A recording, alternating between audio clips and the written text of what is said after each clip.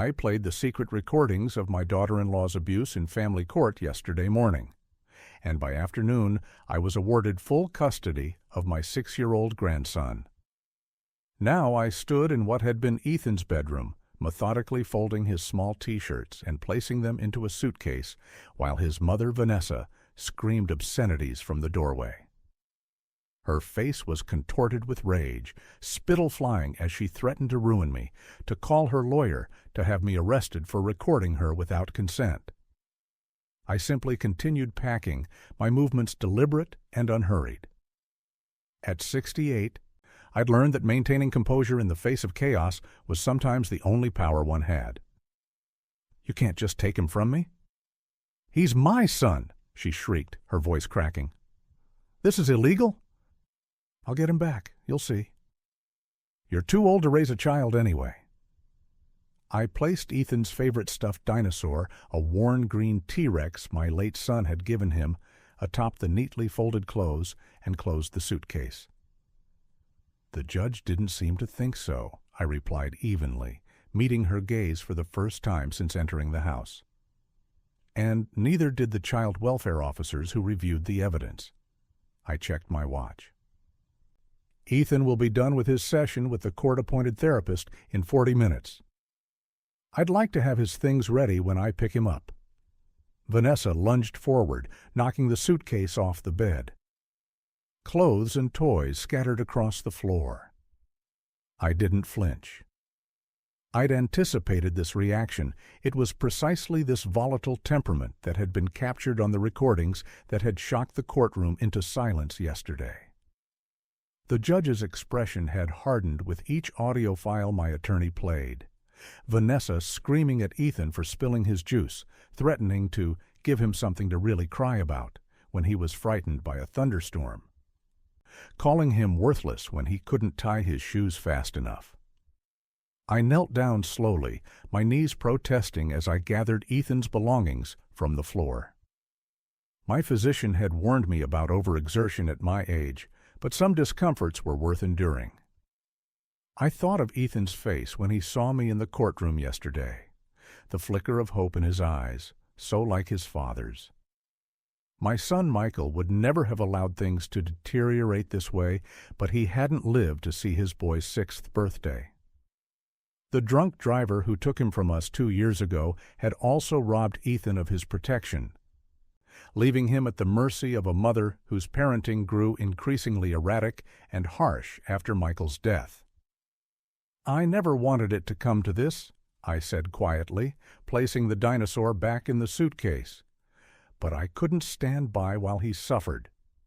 I looked up at Vanessa, seeing not just anger, but fear in her eyes.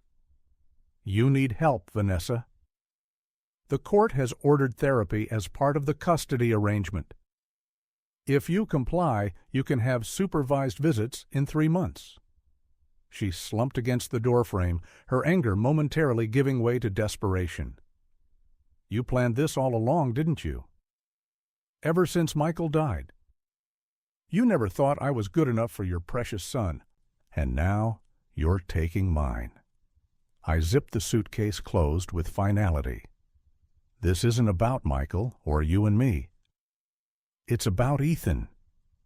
I reached into my jacket pocket and removed the small voice recorder I'd been carrying for the past 6 months, the one that had captured Vanessa's tirades during my visits, the one whose contents had made a seasoned family court judge award emergency custody to a 68-year-old widower over a 34-year-old mother. I didn't set out to take him from you. I just couldn't ignore what was happening. The decision to record Vanessa hadn't come easily. For months after I began noticing the changes in Ethan, his withdrawal, the flinching when someone raised their voice, the nightmares. I'd tried speaking with Vanessa directly. I suggested grief counseling for both of them, offered to pay for family therapy, even proposed having Ethan stay with me a few days each week to give her a break. She'd rejected every offer, growing increasingly hostile toward my involvement. When I spotted the bruise on Ethan's arm shaped distinctly like fingertips, something hardened within me. The next day, I purchased the recorder. "You won't get away with this," Vanessa said, her voice now eerily calm. I made one mistake. Everyone yells at their kids sometimes. The court will see that. I lifted the suitcase and a backpack filled with Ethan's books and school supplies. 16 recordings over 6 months isn't one mistake, Vanessa. And it wasn't just yelling. I moved toward the door, and she stepped aside, perhaps realizing that creating another scene would only strengthen my case. "I'll have my attorney contact yours about arranging the supervised visits once you've completed the required counseling sessions." As I walked down the hallway of the house my son had once shared with his wife and child, I felt no triumph, only a weighted responsibility. At an age when most of my friends were enjoying retirement, traveling, or playing golf, I was about to become the primary caregiver for a traumatized 6-year-old boy. My home would need childproofing again. I'd have to learn about current elementary school curriculum, navigate the world of playdates and pediatrician appointments, and somehow help Ethan process not only the loss of his father, but now separation from his mother as well. The road ahead would be difficult, but as I placed Ethan's belongings in the trunk of my car, I knew with absolute certainty that I'd made the right choice. The recordings that had secured his freedom were just the beginning of our story. It was the third day of that brutal January blizzard, the one they later said broke records going back to 1978. The wind howled against my windows like something alive and vengeful, and the temperature had plummeted to -10 by nightfall. I'd been restless all evening, unable to focus on my book or the documentary I'd queued up. Something felt off, though I couldn't place what. Around 9:30, I decided to check my security system, a habit I'd developed since installing cameras the previous summer. Not out of paranoia, mind you, but because at 68, living alone in a house too big for one person, it gave me peace of mind. I settled at my desk with a mug of chamomile tea and pulled up the security app on my iPad. The front yard camera showed nothing but swirling snow, the driveway buried under at least 14 inches. I clicked through to the backyard view, then the garage. All quiet. I was about to close the app when I remembered the feature I rarely used, access to the cameras I'd installed at my son David's house 3 miles away. I'd put them in as a gift when Tyler was born 8 years ago, and David had connected them to my system so I could occasionally catch glimpses of my grandson playing in the yard. I hadn't checked those feeds in months. The first camera showed their front porch, snow piled high against the railing. The second showed their driveway where David's car was absent. He was working night shifts that week at the hospital. The third camera angle made my blood run cold. There, on their back deck, was a small figure in what looked like only pajamas, pounding desperately on the glass door. Even through the grainy night vision feed and the driving snow, I recognized Tyler immediately. His small shoulders hunched against the brutal cold, one hand banging on the door while the other clutched what appeared to be a stuffed animal. "Dear God," I whispered, my mug slipping from my fingers and shattering on the hardwood. I fumbled with the controls, increasing the volume. The howl of the blizzard came through the speakers, but beneath it was an unmistakable sound, my grandson's terrified crying. "Help! Mom! Please! I'm sorry!" His voice was already growing hoarse, as if he'd been out there for some time.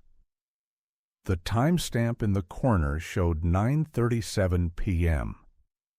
My hands began to shake so violently I could barely operate the screen. I switched to the camera that showed the interior view of their kitchen, installed to monitor the back entrance. There was Vanessa, my daughter-in-law, calmly loading the dishwasher. She wore wireless earbuds, her head nodding slightly to whatever she was listening to. But the sliding glass door was directly in her line of sight. There was no possible way she couldn't see Tyler. As I watched, she glanced up, looked directly at the door where my grandson's small hand was visible against the glass. Then deliberately turned away. A surge of something primal rose in my chest, rage, fear, disbelief all tangled together. My heart hammered so hard I could feel each beat in my temples. I tried to stand, and my legs nearly gave out beneath me. The room tilted sideways for a moment before I steadied myself against the desk. I grabbed my phone with trembling fingers, misdialing 911 twice before finally connecting. 911, what's your emergency? The dispatcher's voice sounded impossibly calm. I struggled to control my breathing enough to speak clearly. My grandson, he's locked outside in the blizzard. It's -10 degrees and he's in pajamas. His mother is inside, ignoring him. I rattled off David's address, my voice cracking. Please hurry. He's only 8 years old. While the dispatcher assured me they were sending officers immediately, I kept my eyes fixed on the screen. Tyler had stopped pounding and was now huddled against the door, his small body shivering violently. The stuffed animal, the bear I'd given him for his 5th birthday, clutched tightly to his chest. Vanessa had moved to the living room, still wearing those damned earbuds, scrolling through her phone. I didn't wait for the dispatcher to finish. I hung up, grabbed my coat and keys, and stumbled toward the garage. My old Subaru had all-wheel drive and snow tires, but even so, the rational part of my brain knew the roads would be nearly impassable. The county had issued emergency travel warnings. But rationality had no place in that moment. All I could see was Tyler's small form. All I could hear was his weakening cries. The garage door groaned as it lifted, revealing a wall of white. I gunned the engine, the tires spinning before finding purchase. As I backed out, my headlights barely penetrated the swirling snow. My hands gripped the steering wheel so tightly, my knuckles turned white. And I realized I was still in my slippers. It didn't matter. Nothing mattered except reaching Tyler. The 3-mile drive that normally took 7 minutes stretched into an eternity. Twice I nearly slid off the road. Once I had to navigate around a fallen tree branch. The windshield wipers fought a losing battle against the relentless snow. I kept the phone propped on the dashboard, the security feed still running, watching in horror as Tyler slumped further down against the door. His movements were becoming sluggish, a dangerous sign of hypothermia setting in. When I finally turned onto their street, I could see flashing lights ahead through the curtain of white. 2 police cruisers had somehow made it there before me. As I pulled up behind them, I saw an officer carrying a small bundle wrapped in an emergency blanket toward one of the vehicles. Another officer stood at the open front door, Vanessa gesturing animatedly in the doorway. Even from a distance, I could read the indignation in her posture, the defensive tilt of her chin. I abandoned my car half in the street, stumbling through knee-deep snow toward the police cruiser where they had taken Tyler. My chest burned with each frozen breath, my heart still hammering dangerously fast. As I approached, the officer lowered the window, and I caught a glimpse of my grandson's pale face, his lips tinged blue, eyes glassy with tears and confusion. The sight would haunt my dreams for years to come.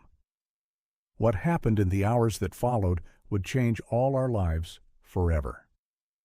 But in that moment, watching the paramedics arrive and load Tyler into an ambulance, seeing the police officers' faces harden as they questioned Vanessa, I knew with absolute certainty that nothing would ever be the same.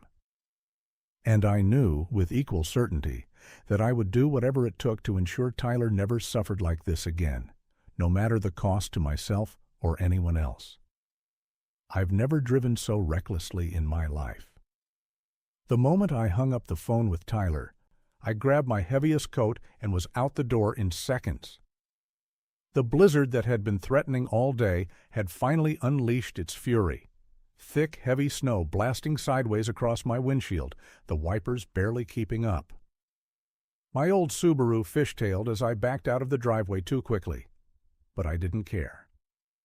7-year-old Ethan was locked outside in this. My grandson was out there alone. The 15-minute drive to my son's house stretched into 30 as I crept along at 20 miles per hour, knuckles white on the steering wheel. Twice I nearly slid off the road.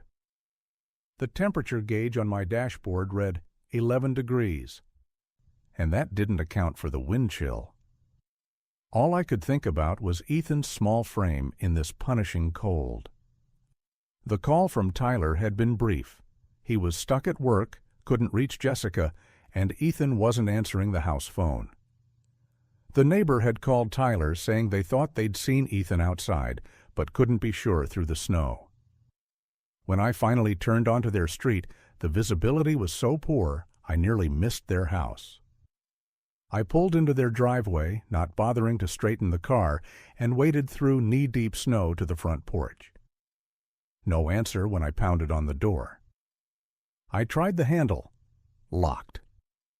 I circled around back, calling Ethan's name, my voice swallowed by the howling wind. That's when I saw him, a small dark shape huddled against the back door. "Ethan!" I shouted, pushing through the snow as fast as my 63-year-old legs would carry me. He didn't respond, didn't even look up. When I reached him, I found him sitting with his knees pulled to his chest, wearing only jeans, sneakers, and a light sweatshirt. No hat, no gloves, no coat. His lips were blue, his small body shaking violently. His hair was crusted with ice. "I've got you, buddy," I said, shrugging off my coat and wrapping it around him. He didn't resist as I lifted him. He felt terrifyingly light, like a bundle of frozen sticks. His eyes were open, but unfocused. I carried him to my car, cranked the heat to maximum, and held him close while fumbling for my phone. I called 911 first, then Tyler. "I found him," I said when Tyler answered. He was outside. He's very cold. "I've called an ambulance." I kept my voice measured despite the rage building inside me. "Where is Jessica?" "I don't know," Tyler said, his voice breaking. "I've been calling her for the last hour. I'm leaving work now." While we waited for the ambulance, I rubbed Ethan's hands and feet, talking to him softly, telling him he was safe now. He didn't speak, just stared straight ahead. I checked his pockets for a house key. Nothing. The back door had been locked. Someone had put him out there and locked the door behind him. The police arrived before the ambulance, 2 officers trudging through the snow. I explained the situation as calmly as I could while continuing to warm Ethan. One officer tried the doors while the other radioed for an update on the ambulance. 10 minutes later, as the paramedics were loading Ethan into the ambulance, Jessica's car pulled into the driveway. She stumbled out, clearly surprised by the scene: police cars, an ambulance, flashing lights painting the snow in alternating red and blue. "What's happening?" she demanded, not to me but to the nearest officer. Her speech was slightly slurred. I noticed she was wearing full makeup, dressed for a night out rather than a blizzard. "Ma'am, we found your son locked outside in the storm," the officer said. "He's suffering from early hypothermia." Jessica's eyes narrowed when she spotted me. "You called the police?" "Are you serious, Richard?" She turned back to the officer. "This is ridiculous. He was only out there for 10 minutes. He needs to learn respect." I felt something snap inside me, but 40 years of courtroom experience kept my face neutral. "The neighbor called my son over an hour ago," I said quietly. When I arrived, Ethan was nearly unconscious. The officer looked between us. "Ma'am, we're going to need to ask you some questions. Your son is being transported to Memorial Hospital." "I'm riding with my grandson," I told them, already moving toward the ambulance. No one stopped me. In the ambulance, the paramedics worked efficiently, wrapping Ethan in heated blankets, checking his core temperature, starting an IV. I sat near his head, my hand resting gently on his shoulder. His eyes found mine, and for the first time since I'd found him, he seemed to recognize me. "Grandpa," he whispered, his voice raspy. "I'm here, Ethan." "You're safe now." He closed his eyes. I knocked over her wine. The paramedic glanced at me but said nothing, continuing her work. I stroked Ethan's hair, now damp from the melting ice. "It's okay." "Just rest?" At the hospital, they took Ethan to a treatment room while I filled out paperwork. Tyler arrived 30 minutes later, his face ashen. "How is he?" he asked, gripping my shoulder. "They say he'll be fine." No frostbite, but his core temperature was dangerously low.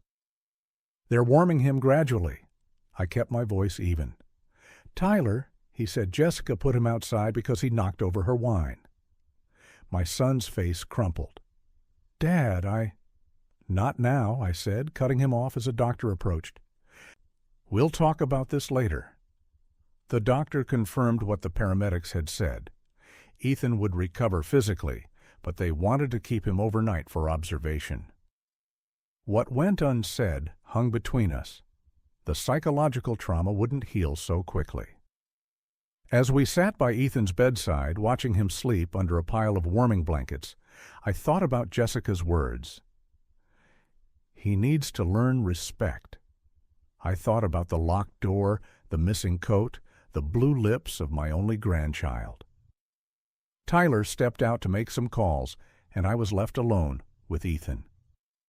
I held his small hand, now warm again, and made a silent promise.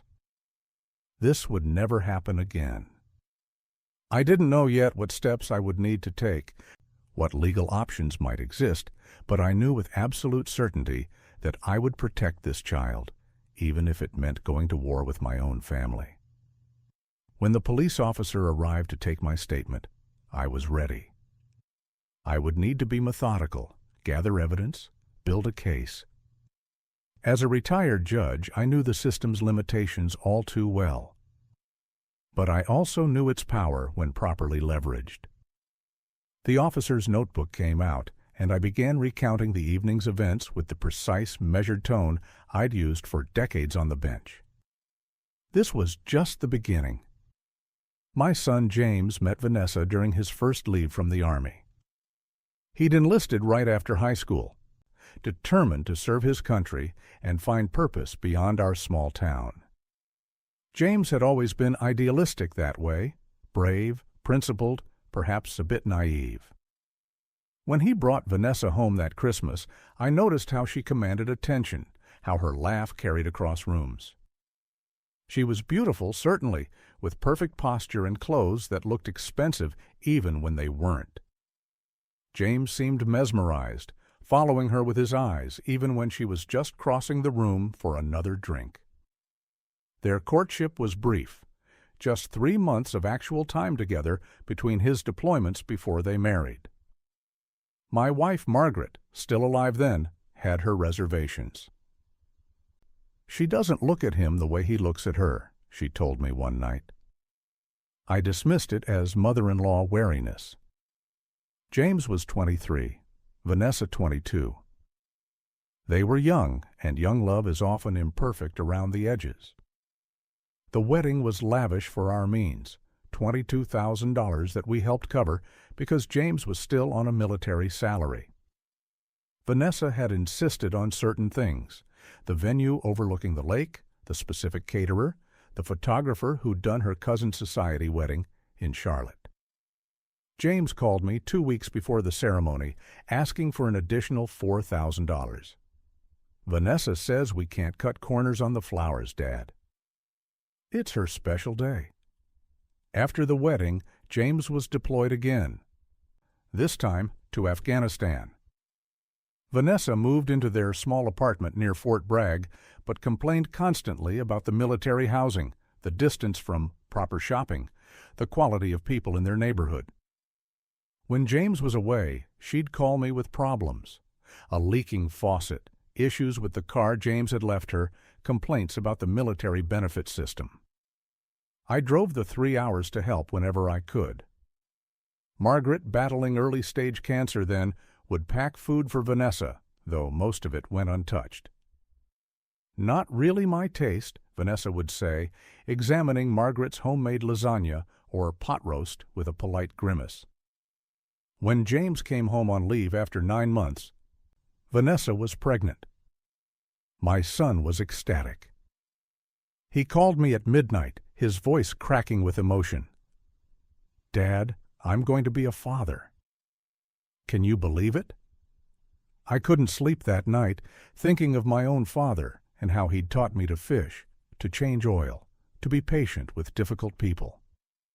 I wondered what kind of father James would be, deployed for months at a time. Margaret and I decided then to set aside $50,000 for our future grandchild's education. We didn't tell them yet. Margaret insisted we wait until the baby was born. Little Ethan arrived while James was overseas. I drove Vanessa to her scheduled C-section and stayed 3 weeks afterward, helping with night feedings and diaper changes while she recovered. Margaret was too ill by then to travel, so I took hundreds of photos to show her. When I returned home, Vanessa's mother, Clara, took over. She was cut from the same cloth as her daughter, always talking about appearances, status, what other people would think. When James finally met his son at 4 months old, he wept openly. I have a photo of that moment, my strong military son, cradling this tiny baby, tears streaming down his face. Vanessa stands beside them, checking her reflection in a wall mirror. James did 2 more deployments after Ethan was born. During the last one, Margaret's cancer returned aggressively. I spent my days at the hospital and my nights answering Vanessa's calls about Ethan's preschool tuition, the homeowners association fees, the fact that her SUV needed replacing. When Margaret passed, James got emergency leave to attend the funeral. Vanessa complained about the travel with a toddler, about the accommodations in our town, about the food at the reception. I barely registered it then, lost in my own grief. James returned to his unit 2 days later. That was the last time I saw my son alive. The notification officers came to my door first, as James had listed me as primary next of kin. I insisted on telling Vanessa myself. When I arrived at their house, they'd upgraded to a larger home off base by then. Her first words after I broke the news were, "What happens to his benefits?" I remember standing in their kitchen, my heart shattered into 1,000 pieces, watching her calculate figures on the back of an envelope. Later, she sobbed dramatically at the funeral, supported by her mother and sisters, accepting condolences with practiced grace. Ethan, not quite 4, stood confused in his little suit, holding a toy soldier his father had sent him. After James died, I stepped in financially. The military death benefits and insurance payout were substantial, $400,000, but Vanessa claimed it wouldn't last. I paid off their mortgage of $285,000, reasoning that my grandson should always have a secure home. I covered Ethan's private school tuition when Vanessa insisted the public schools were full of problems. That was $18,000 a year, starting with kindergarten. I established a monthly allowance of $3,000 for Ethan's activities and needs, though I noticed Vanessa's designer wardrobe expanded considerably during this time. When she mentioned struggling with the property taxes and homeowners insurance, I added another $12,000 annually to cover those expenses. The pattern of entitlement grew steadily. 2 years after James died, Vanessa called about replacing her 3-year-old SUV. "It's not reliable enough for Ethan's safety," she insisted, though the vehicle had only 38,000 miles on it. I provided $45,000 for a new one. 6 months later, she needed a proper vacation to help Ethan process his grief, $12,000 for a Disney cruise. Then came the requests for home renovations, private swim lessons, a country club membership, for Ethan to make the right kind of friends.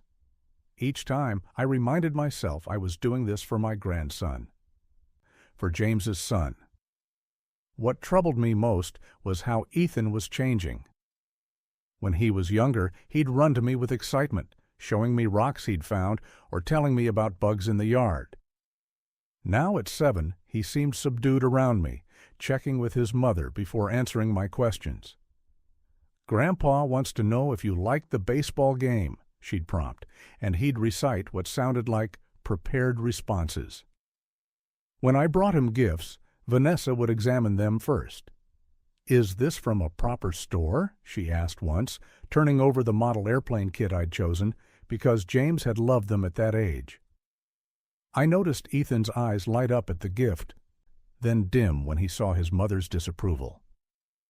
That's when my concern began to harden into something more urgent. I wasn't just losing money to Vanessa's endless demands, I was losing my connection to the only piece of my son I had left. The box of photos sat on my dining room table like a time bomb. I'd pulled them from the hall closet after my conversation with Dr. Winters, along with Tyler's school reports from the past 2 years, birthday cards, and the journal I'd kept of our visits. My hands trembled slightly as I opened the first photo album. At 72, I prided myself on being observant. I'd spent 40 years as an insurance adjuster, trained to notice details others missed. Yet somehow, I'd failed to see what was happening to my own grandson. I started with last summer's fishing trip. Tyler had been 9 then, all gangly limbs and gap-toothed smiles. But looking at the photos now, I noticed how he flinched when Richard, my son, clapped him on the shoulder. In one picture by the lake, Tyler wore long sleeves despite the 90-degree heat. I remembered asking about it. "He sunburns easily," Richard had explained. Like his mother, I'd accepted it without question. The next photo showed Tyler's sleeve riding up as he cast his line, revealing a yellowish bruise the size of a golf ball on his forearm. My coffee grew cold as I methodically worked backward through the albums. Christmas 2 years ago, Tyler sitting stiffly beside the tree, his smile not reaching his eyes. Thanksgiving, absent entirely because he'd come down with the flu at the last minute. I found a photo from his 8th birthday where he'd fallen off his new bike, or so Richard had said. The scrape on his cheek looked more like a slap mark than road rash. How had I not questioned this? I pulled out my phone and scrolled through text messages. "Sorry, Dad, Tyler can't make it this weekend. He's being punished for his grades." That one was from 6 months ago. Another from last spring.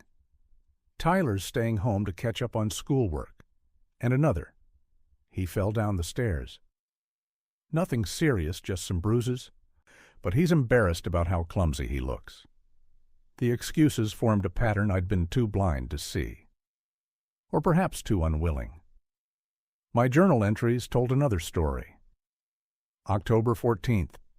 Tyler barely spoke during our visit. Seemed withdrawn. February 3rd. Tyler flinched when I reached to fix his collar. March 22nd. Asked Tyler about the bruise on his wrist. He said he got it in gym class. Looked away when he said it. I'd noted these observations but never connected them. Never wanted to connect them. The truth was too painful to consider, that my own son might be hurting my grandson. I found Tyler's report cards next. His grades had steadily declined over the past 2 years. Once a straight-A student, he now barely passed most subjects. His 3rd-grade teacher had written, "Tyler is bright but increasingly withdrawn. Has trouble concentrating." His 4th-grade teacher noted, Concerned about Tyler's frequent absences and fatigue in class. The most recent comment from Ms. Daniels, his fifth-grade teacher, was the most alarming. Tyler seems afraid to go home some days. Recommend counselor evaluation. That comment had prompted my call to Tyler's school yesterday. Ms. Daniels had agreed to meet me after classes.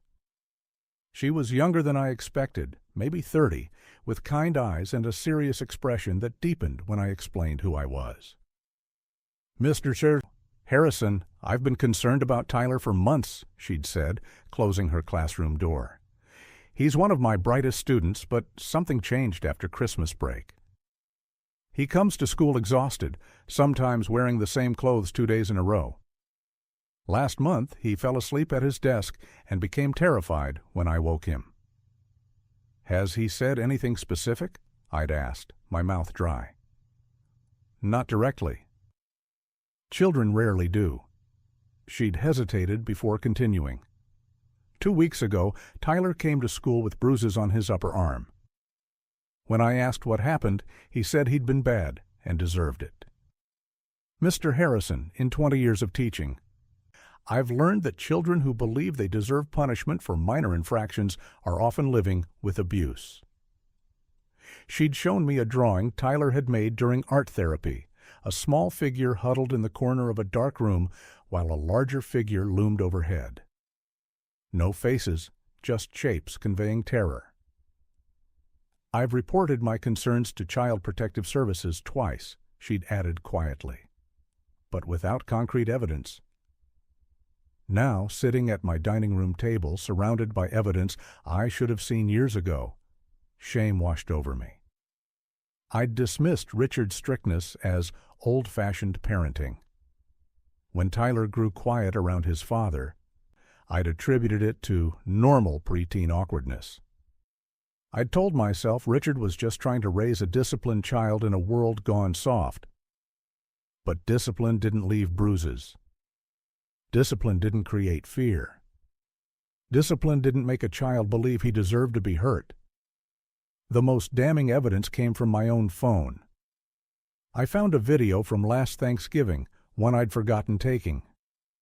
It was just a typical family moment, Richard calling Tyler to come help set the table. But watching it now, I saw Tyler's whole body tense at his father's voice. The slight tremor in his hands as he carefully arranged the silverware. The way his eyes never left the floor. And Richard's expression when Tyler accidentally dropped a spoon, a flash of something cold and dangerous before he composed himself, aware of the camera. I closed the albums and stacked the papers, my heart heavy with the weight of my failure. How could I have been so blind? The signs had been there all along, in the canceled visits, the unexplained injuries, the growing silence of a once talkative boy. I'd chosen to believe the comfortable lie rather than confront the painful truth. That my son, my own flesh and blood, was abusing his child. And in my silence, I'd become complicit. I reached for my phone again, but this time not to review old messages. Tomorrow I would call my attorney, but tonight I needed to speak with someone who could help me understand what steps to take next. I couldn't undo the past 2 years of turning a blind eye, but I could ensure Tyler wouldn't suffer another day while I pretended not to see. The renovation gift was my perfect cover. I told Sarah and her boyfriend Kyle that I wanted to update a few things in their home while they took Ethan on that weekend trip to visit her parents. Just some fresh paint in the kitchen, maybe replace those cabinet handles you've been complaining about, I said with practiced casualness. Sarah had seemed surprised but pleased, especially when I mentioned I'd hire professionals rather than attempt it myself with my arthritic hands. What I didn't mention was that those professionals included a security specialist I'd met through my banking connections years ago. Martin arrived with his regular crew on Friday morning, just an hour after they'd left. He was a stocky man in his 50s who spoke little but worked efficiently. 8 cameras total, he confirmed, as we walked through the modest 3-bedroom house my son had once shared with his family. 4 visible, 4 concealed. The visible ones will look like standard security equipment. They'll expect those. The hidden ones are what will tell us the truth. We placed them strategically. Living room, kitchen, Ethan's bedroom, and the hallway outside the bathroom. The visible cameras went by the front and back doors, in the garage, and one conspicuously in the main hallway. The decoys. When Sarah, Kyle, and Ethan returned Sunday evening, I was waiting with fresh flowers for the kitchen table and takeout from their favorite Chinese restaurant. "Grandpa, it looks so nice," Ethan had exclaimed, though the visible changes were minimal, just as planned. Sarah had nodded approvingly at the new cabinet hardware, while Kyle immediately noticed the visible security camera in the hallway. "Home security system too, huh?" "Fancy," he'd said with that smirk that always made my jaw tighten. I explained about a recent break-in 2 streets over, how I worried about them, especially with Ethan. Sarah had seemed genuinely touched. "That's thoughtful, Richard." "Thank you." I'd smiled and pointed out the app they could use to monitor the cameras themselves. What I didn't mention was my own access through a separate, password-protected account Martin had set up. The first few days of footage showed nothing unusual. Sarah left for work at 7:30 each morning, dropping Ethan at school. Kyle, between jobs again, would sleep until nearly noon, then spend hours playing video games or on his phone. He'd pick Ethan up from school at 3:15, and they'd return home where Kyle would immediately retreat to the couch, barking at Ethan to find something quiet to do until Sarah returned around 6. It wasn't ideal parenting, but nothing criminal. Then came Wednesday of the second week. I was reviewing footage from the previous day when I saw it. Ethan had spilled a glass of juice at dinner. Nothing major, the kind of accident any 7-year-old might have. Sarah had started to get paper towels, but Kyle had slammed his hand on the table. "Are you fucking kidding me?" he'd shouted, making Ethan flinch. "You clumsy little shit." Sarah had put her hand on Kyle's arm, murmuring something inaudible. Kyle had shaken her off, pointing at Ethan. "No, he needs to learn. No dessert for a week. And clean it up yourself." The camera captured Ethan's face, crumpling as he nodded. Then got on his hands and knees to mop up the spill with a kitchen towel. Sarah had stood there, saying nothing. That night, I watched the footage from Ethan's bedroom camera. After being sent to bed without dinner for talking back, he had merely asked if he could call me. Ethan had pulled a granola bar from beneath his mattress, eating it in tiny, silent bites before carefully wrapping the wrapper in tissues and hiding it deep in his trash can. He had a small collection of food there, I realized. Crackers, a bruised apple, another granola bar. My grandson was hoarding food in his bedroom. My stomach twisted as I remembered how thin he'd seemed at our last few visits. How eagerly he'd eaten when I took him out for lunch. Over the next 3 weeks, I documented everything. The pattern was clear and horrifying. When Sarah was home, the abuse was more subtle. Kyle making cutting remarks about Ethan's intelligence, Sarah occasionally joining in, or simply allowing it. "Your dad was smart," she'd said one evening. "Don't know what happened with you." But when Sarah worked late, which was at least twice a week, Kyle's true nature emerged. He'd withhold meals for minor infractions. "Forgot to put your backpack away? Guess you're not hungry then." He'd make Ethan stand in the corner for an hour for having an attitude. Once, he'd locked Ethan in the bathroom for 3 hours because he'd found one of Ethan's toys in the living room. Through it all, my grandson's face grew more withdrawn, his shoulders perpetually hunched. The most damning footage came on a Tuesday evening when Sarah was at a work dinner. Kyle had invited 2 friends over, and they'd gotten drunk while Ethan was supposedly sleeping. "Kid's a pain in my ass," Kyle had slurred to his friends. "But his grandpa's loaded, and Sarah's got her hooks in for that inheritance. Once the old man kicks it, we're set." His friend had laughed, asking if Sarah was really going to stay with him that long. Kyle had grinned, taking a long swig of beer. "She knows which side her bread is buttered on. Besides, her ex is dead, and the kid's our meal ticket. Richard's been paying for everything since James died. College fund, extracurriculars, even slips Sarah cash for emergencies every few months. Guy's an ATM with a bleeding heart." I'd had to stop watching then, my hands shaking too badly to hold my tablet. They were using my grandson, using my son's memory, using my grief and generosity against me. And Ethan was paying the price. The next morning, I'd forced myself to continue reviewing footage. I saw Ethan sneaking to the kitchen at 2 a.m., carefully opening the refrigerator for leftovers. Eating cold spaghetti with his fingers because he was afraid using a fork might make noise. I saw Kyle accidentally deleting a voicemail I'd left for Ethan.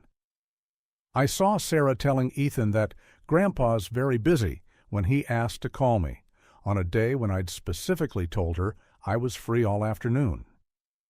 By the end of the month, I had over 40 hours of documented abuse and neglect.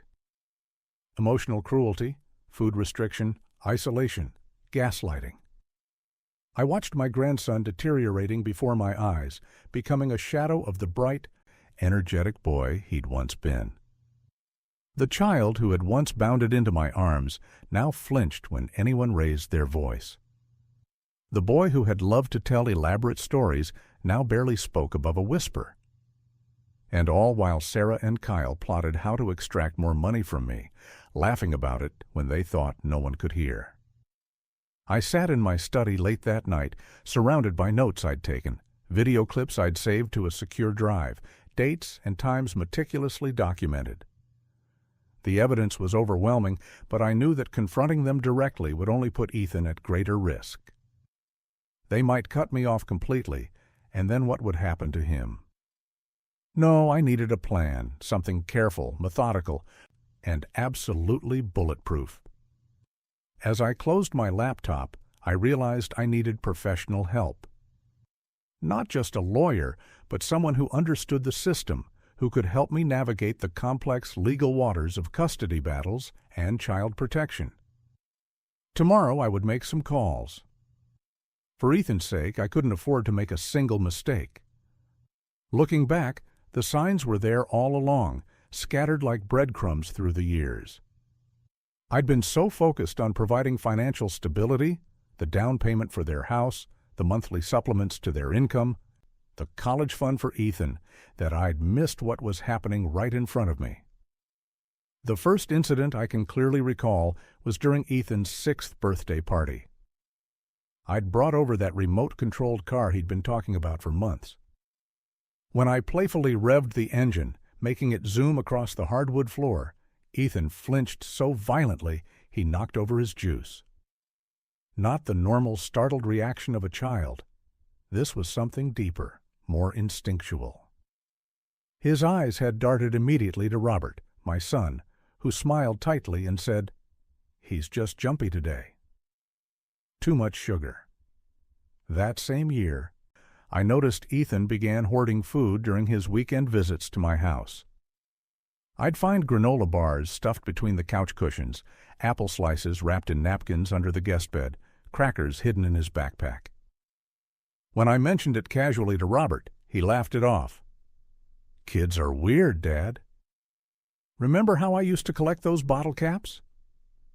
But this wasn't a collection. This was something else entirely.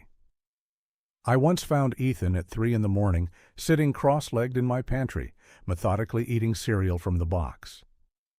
When I asked him why he wasn't sleeping, he simply said, "Sometimes there's no breakfast at home when Mom's mad." I should have pressed further, should have asked what made Melissa mad, but instead, I just fixed him a proper bowl of cereal and sent him back to bed with a pat on the head. Then there was Melissa's increasingly controlling behavior. In the early years of their marriage, Sunday dinners at my house were a weekly tradition. Gradually, these dinners became monthly, then quarterly, then when we can fit it in. Each time they canceled, Robert would call with elaborate excuses, work commitments, Ethan's sports activities, home repairs that couldn't wait. But I'd catch glimpses of the truth when I'd overhear Melissa on the phone with Robert. Tell him we can't make it. I'm not sitting through another dinner listening to his opinions. I never confronted them about these comments. Instead, I increased my financial support, transferring an extra $2,000 into their account that Christmas, thinking perhaps the stress of money was causing tension. I was solving the wrong problem. The isolation tactics became more obvious as Ethan grew older. When he was 8, I offered to take him fishing for a long weekend at Lake Champlain. I'd already purchased the gear, reserved the cabin, planned the whole trip. 2 days before we were set to leave, Robert called to cancel. Melissa thinks it's too dangerous. You know how kids are around water. This from the same woman who had posted photos of Ethan swimming at their community pool just the week before. When I drove over to their house to discuss it, hoping to salvage the trip, no one answered the door despite both cars being in the driveway. I could see shadows moving behind the curtains. The bruises were harder to dismiss, though God knows I tried. Ethan would show up with marks on his arms, sometimes his legs. Fell off my bike, he'd say. Or got hurt in gym class. Once, a particularly dark bruise wrapped around his upper arm, 5 distinct marks, like fingers. When I gently asked about it, Ethan's eyes welled up, but before he could speak, Melissa appeared in the doorway. Ethan was roughhousing with his cousins last weekend, she said smoothly. You know how boys are. Ethan nodded silently, his eyes fixed on the floor. I let it go. After all, kids do get bruises, and who was I to question his mother? I transferred another $5,000 into their account that month for home improvements, as if new kitchen countertops could somehow fix whatever was broken in that house. Perhaps the most damning evidence was Ethan's reluctance to return home after visits. As he got older, these visits became increasingly rare. Melissa always had some reason why he couldn't come. But when he did stay with me, the pattern was unmistakable. Sunday afternoons would bring a gradual transformation. The animated, chatty boy who had arrived on Friday would slowly withdraw, becoming quieter, more subdued as the pickup time approached. He'd find reasons to delay. Can we play one more game? Or, I forgot to show you this thing on my tablet. Once, when he was 10, he pretended to be asleep on my couch when Robert came to collect him. I watched my son roughly shake him awake, hissing, "Stop embarrassing me," under his breath when he thought I wasn't listening. The moment that haunts me most happened during what would be Ethan's last overnight visit before everything fell apart. We'd spent the day at the Science Museum, then came back to my house for pizza and ice cream. As I tucked him into bed in the guest room, the room I'd specifically decorated with space-themed wallpaper because he loved astronomy, Ethan looked up at me with those serious eyes of his. "Grandpa," he said, his voice barely above a whisper, "can I just stay with you?" My heart clenched, but my mind immediately went to practical matters. I had just transferred $30,000 to Robert and Melissa for their kitchen renovation. I'd been paying Ethan's private school tuition for years. I was the financial backbone of their comfortable life. "Oh, buddy," I said, ruffling his hair, "you have school and your friends and your mom and dad would miss you too much." The look on his face, a mixture of disappointment and resignation, should have told me everything I needed to know. But I dismissed it, convinced myself it was just a child's passing fancy. There were other signs too, smaller but no less significant. The way Ethan would check his phone constantly when he was with me, jumping whenever it buzzed with a text from his mother. How he stopped inviting me to school events, admitting once that Mom says it's better if you don't come. The time I overheard Melissa on the phone with someone saying, "The old man won't be around forever, and when he's gone, we'll finally have what we deserve." I told myself she was talking about someone else, though deep down I knew better. All these red flags waving frantically in front of me for years, and I chose to look away. Instead of confronting the truth, I wrote checks. Instead of protecting my grandson, I funded the very household that was causing him harm. I told myself I was helping, that financial security was the greatest gift I could give them. In reality, my money had become the chains that bound us all to a toxic situation. Ethan trapped in a home where he wasn't safe, Robert and Melissa dependent on my generosity, and me unwilling to risk losing access to my grandson by asking the hard questions. As I gathered these memories, examining each one like evidence in a case I should have prosecuted years ago, I realized something had to change. The money I'd been providing wasn't creating security, it was enabling abuse. The next time Ethan reached out to me would be different. I wouldn't dismiss his plea. I wouldn't write another check and look the other way. This time, I would listen. This time, I would act. I sat in the waiting room of Child Protective Services, my hands clutching a manila folder containing the photos I'd taken of Lily's bruises, printouts of text messages, and the journal where I documented every concerning incident over the past 3 months. The institutional beige walls and the faint smell of disinfectant made my stomach tighten. At 72, I never imagined I'd be here, preparing to discuss my own grandchild's safety with strangers. Ms. Ramirez, the caseworker assigned to Lily's case, led me into a small conference room.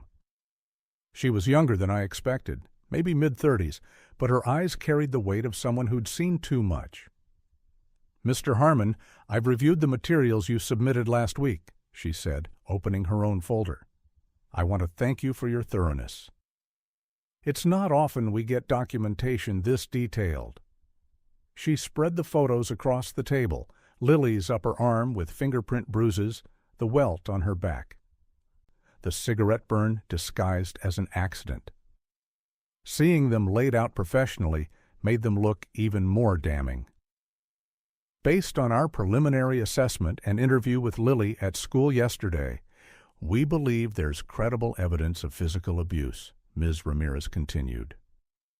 Her voice remained measured, but I caught the slight tightening around her eyes. "The pattern you've documented is consistent with escalating abuse. The burn is particularly concerning.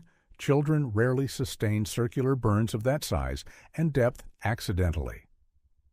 She explained that they'd be opening a formal investigation, which would include home visits, interviews with Lily's teachers, and mandatory meetings with both Diane and my son. "Mr. Harmon, I need to prepare you. This process isn't quick, and it isn't always straightforward. Even with this evidence, courts typically favor keeping children with biological parents whenever possible." I felt a cold weight settle in my chest. Even when there's clear evidence of abuse? Unfortunately, yes. The system prioritizes family reunification. Your daughter-in-law will likely be offered parenting classes, anger management, and supervised visitation while the case proceeds. If she complies with these requirements, even superficially, she may maintain custody. Ms. Ramirez's frankness was both refreshing and terrifying. I've seen cases with evidence as compelling as yours where the child was returned to the home within 6 months. 2 days later, I met with Dr. Elaine Chen, the child psychologist who'd evaluated Lily at my request. My attorney, Richard Goldstein, joined us in Dr. Chen's office, which was decorated with children's artwork and had small chairs alongside adult-sized ones. Dr. Chen didn't waste time with pleasantries. "Mr. Harmon, Lily exhibits several concerning behaviors consistent with children experiencing ongoing abuse," she said, referring to her notes. "She shows hypervigilance, constantly scanning for threats. She flinches at sudden movements. During our play therapy session, her doll play revealed themes of punishment and hiding." Dr. Chen looked up at me, her expression grave. Most telling was her response when I asked about home. She said, and I quote, "I try to be invisible when Mommy drinks the angry juice." Children this young rarely fabricate specific details like that. Richard, my attorney of 20 years, asked several questions about documentation and whether Dr. Chen would testify if needed. She agreed without hesitation. "In my professional opinion," she added, "Lily is in an actively dangerous environment. The combination of physical abuse and psychological intimidation I'm seeing typically escalates without intervention. I'm particularly concerned about the cigarette burn. That crosses a significant threshold." After Dr. Chen's assessment, Richard and I moved to a nearby coffee shop. He spread legal documents across the table while I stared into my untouched coffee. "Frank, I won't sugarcoat this," he said, lowering his voice. "We're looking at a difficult battle. The evidence is strong, stronger than most cases I've handled, but family courts move slowly, and they're overwhelmingly biased toward maternal custody." Richard outlined our options.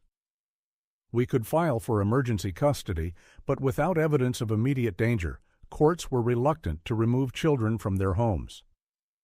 We could support the CPS investigation, but that could take months, during which Lily would remain with Diane. Or we could pursue a more aggressive strategy, filing for permanent guardianship while simultaneously pushing for criminal charges against Diane. "The criminal angle is tricky," Richard warned. "If the DA decides to prosecute, it strengthens our family court case enormously. But if they decline to press charges, which happens more often than not, it could actually hurt us. Judges sometimes view grandparents who push for criminal charges as vindictive." He tapped his pen against the table. "And there's another complication. Your son." I knew what he meant.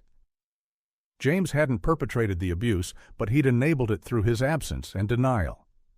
"He's complicit," I said quietly. "Exactly. And the court will see it that way too. But they'll also see him as having parental rights. If he sides with Diane, which I'm sorry to say, seems likely based on what you've told me, they become a united front against you." Richard leaned forward. "Frank, I need you to understand something. Even with everything we have, the photos, the doctor's report, CPS findings, there's a very real possibility that Diane retains custody. The system is designed to give parents multiple chances, sometimes at the expense of the child's safety." I felt something break inside me. "So what you're saying is, I've done everything right, documented the abuse, reported it properly, consulted professionals, and she could still keep hurting my granddaughter?" Richard didn't flinch from the truth. "Unless you're willing to take more dramatic action, yes. That's exactly what I'm saying." I drove home in silence, the weight of 3 professional assessments pressing down on me. Ms. Ramirez had confirmed the abuse was real and serious. Dr. Chen had validated that Lily was in active danger. And Richard had made it painfully clear that following the system's rules might not be enough to protect her. As I pulled into my driveway, I realized I was facing an impossible choice: continue working within a system that might fail Lily, or take matters into my own hands and risk everything. Either way, I couldn't wait any longer. Tomorrow, I would need to make decisions that would change all our lives forever. The footage played on my computer screen in my study. The blue light casting shadows across the mahogany desk where I'd once helped my son with his homework. 4-year-old Ethan sat alone on his bed, his small body shaking with sobs. His dinosaur pajamas, the ones I'd bought him for his birthday 3 months ago, were rumpled, and his face was blotchy and wet. He clutched the stuffed tiger his father had given him before the accident, the one Melissa had threatened to throw away twice now. The security camera I'd installed in his room during my last visit, hidden inside a smoke detector, something I never thought I'd resort to, captured everything in stark clarity. Ethan had been sent to bed without dinner again, this time for spilling his juice at the table. "I'm sorry, Daddy," he whispered to the empty room, addressing his father, who had been gone for 18 months now. "I didn't mean to make Mommy mad." His little voice cracked, and I had to pause the video, my finger trembling over the keyboard. I'd installed the camera 3 weeks ago after noticing bruises on Ethan's arms during a supervised visit. Melissa had claimed he fell at preschool. The preschool had no record of any such incident. I reached for the tumbler of bourbon on my desk, my third of the evening. The amber liquid caught the light as I swirled it, contemplating what I was seeing, what I was considering. The clock on my desk read 1:17 a.m. I'd been reviewing footage for hours, cataloging incidents, building what could only be called a case. Against my son's widow. Against the mother of my only grandchild. To my right sat a leather-bound photo album, open to pictures of Michael at age 4, the same age as Ethan now. In one photo, Michael grinned widely at the camera, chocolate ice cream smeared across his face, my late wife Catherine laughing beside him. In another, he rode proudly on my shoulders at the county fair, cotton candy in hand. His childhood had been filled with laughter, exploration, skinned knees, followed by bandages and kisses. Not isolation. Not punishment for being a child. I clicked to another video file. Ethan being yelled at for leaving toys in the living room. Melissa's voice sharp enough to make him flinch. "Your grandfather spoils you rotten when he visits." That's not how things work here. Another click. Ethan locked in his room for 2 hours after asking to call me. Another, Melissa's new boyfriend, Doug, grabbing Ethan's arm hard enough to make him cry out when the boy accidentally bumped into him. 17 incidents in 3 weeks. 17 reasons my stomach churned with something beyond grief. I closed the video files and opened my email. My attorney had sent over the legal documents outlining my options. Grandparents' rights in our state were limited. Custody challenges against a biological parent required substantial evidence of unfitness. The words blurred before my eyes. Burden of proof, clear and convincing evidence, uphill battle, considerable expense. $68,000 in estimated legal fees. My retirement savings would take a significant hit. The house might need to be mortgaged again. Was I overstepping? Michael had chosen Melissa. He'd loved her, married her, started a family with her. Who was I to judge her parenting? Perhaps this was grief changing her. Perhaps she was doing her best in impossible circumstances. The bourbon burned my throat as I considered what Michael would think of me interfering. Of me questioning his choice in a partner. Of me potentially taking his son away from the mother he'd chosen. I turned back to the photo album, flipping to later pages. Michael graduating high school. Starting college. Meeting Melissa at 26. Their wedding day. Michael holding newborn Ethan in the hospital, his face alight with wonder.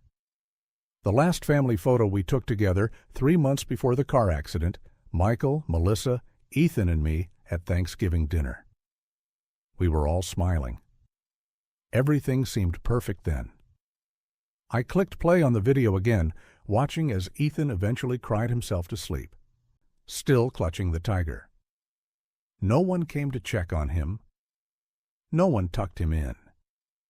I remembered how Michael would insist on bedtime stories every night until he was nearly 12, how he'd never go to sleep without a hug and an "I love you," how he'd promised to be the kind of father his own had been. The question wasn't what Michael would think of me challenging Melissa. The question was what Michael would want for his son. I looked at the photos of my boy, happy, secure, loved, and then at the frozen image of my grandson, alone and afraid. The answer crystallized with sudden, painful clarity. What my son would want more than anything was for his child to be safe. I closed the laptop and picked up my phone. It was late, but I knew my attorney would understand the urgency when I left a message. "Richard, it's Gerald. I've made my decision. We're moving forward with everything we discussed. I'll transfer the retainer in the morning." I set down the phone and looked at the photos of Michael one more time. "I promise you," I whispered to my son's smiling face, "I will protect him." Tomorrow I would begin gathering the documentation needed for a formal custody challenge. I would fight for Ethan with everything I had, regardless of the cost. Some things were worth losing everything for. I spread the photographs across my dining room table, arranging them chronologically. Each image told its own story. Emma's bruised arm from April 3rd, Tyler's tear-stained face from May 17th, the broken toy truck from June 8th. The security camera footage had given me glimpses, but organizing everything into a coherent timeline made the pattern undeniable. For 3 hours that Tuesday morning, I meticulously labeled each piece of evidence, noting dates, times, and observations in a leather-bound journal Margaret had given me for Christmas 2 years ago. The irony wasn't lost on me, using my late wife's gift to document how her son's wife was mistreating our grandchildren. Documentation is everything in family court, Elaine had emphasized during our last meeting. My attorney didn't mince words when she explained the uphill battle I faced. Judges are reluctant to remove children from their mother's care without overwhelming evidence. We need to demonstrate a clear, consistent pattern of neglect or abuse. I'd nodded, my jaw tight, remembering Tyler's flinch when Diane had raised her hand to adjust his collar last Sunday. That wasn't the reaction of a child who felt safe. I called Safeguard Security the following morning. "I need verification of authenticity for all footage captured in the last 3 months," I explained to the technician, a young man named Kevin who spoke with the precise clarity of someone who'd testified in court before. He understood immediately. "We can provide a notarized statement confirming the timestamps haven't been altered, along with our technical certification that the footage is original and unedited," Kevin said. "There's a $375 fee for the full verification package, which includes expert testimony if needed." I didn't hesitate to provide my credit card information. The price seemed insignificant compared to what was at stake. While waiting for the verification documents, I installed 4 additional cameras. 2 were placed discreetly in the guest bedroom where the children stayed during their visits, one capturing the play area, another the sleeping space. The 3rd went in the hallway outside their room, and the 4th covered the backyard swing set. I tested each angle carefully, ensuring there were no blind spots where harm could occur unrecorded. The system linked directly to my phone, allowing me to monitor the feeds even when I wasn't home. The technology felt invasive, but necessary, a modern shield for children who couldn't protect themselves. Creating the timeline proved more difficult than I'd anticipated. I spent 3 evenings at my computer, cross-referencing the camera footage with my personal observations and the children's behavioral changes. Emma had started bedwetting in February, around the same time I'd first noticed unusual bruising on her arms. Tyler's nightmares began in March, coinciding with Diane's increased disciplinary actions. I documented each incident with clinical precision, dates, times, locations, and observed behaviors. The resulting spreadsheet stretched back 6 months, revealing an escalating pattern that made my stomach turn. When Elaine reviewed my work, she nodded approvingly. "This is exactly what we need," she said, flipping through the binder I'd prepared. "The court responds to methodical documentation. You've established a clear timeline showing not only individual incidents, but an escalating pattern." She paused at a page containing photos of Emma's arms. These alone would warrant investigation, but combined with everything else. She didn't need to finish the sentence. We both understood the weight of what I'd compiled. The hardest part was maintaining a facade of normalcy with Diane. When she dropped the children off that Saturday, I greeted her with the same polite smile I'd always managed. "Beautiful day, isn't it?" I commented, noting how she barely looked at Tyler as he clutched his backpack. "I thought we might go to the park later if the weather holds." "Just make sure they don't get dirty." "We're meeting Richard's clients for dinner tonight, and I need them presentable," she replied, already turning back toward her car. I nodded agreeably, suppressing the urge to ask why a 7-year-old and a 5-year-old needed to impress business associates. Instead, I simply waved as she drove away, then knelt to embrace my grandchildren properly. "Who wants pancakes?" I asked, guiding them inside where the cameras silently recorded Emma's slight limp and the way Tyler kept his left arm close to his body.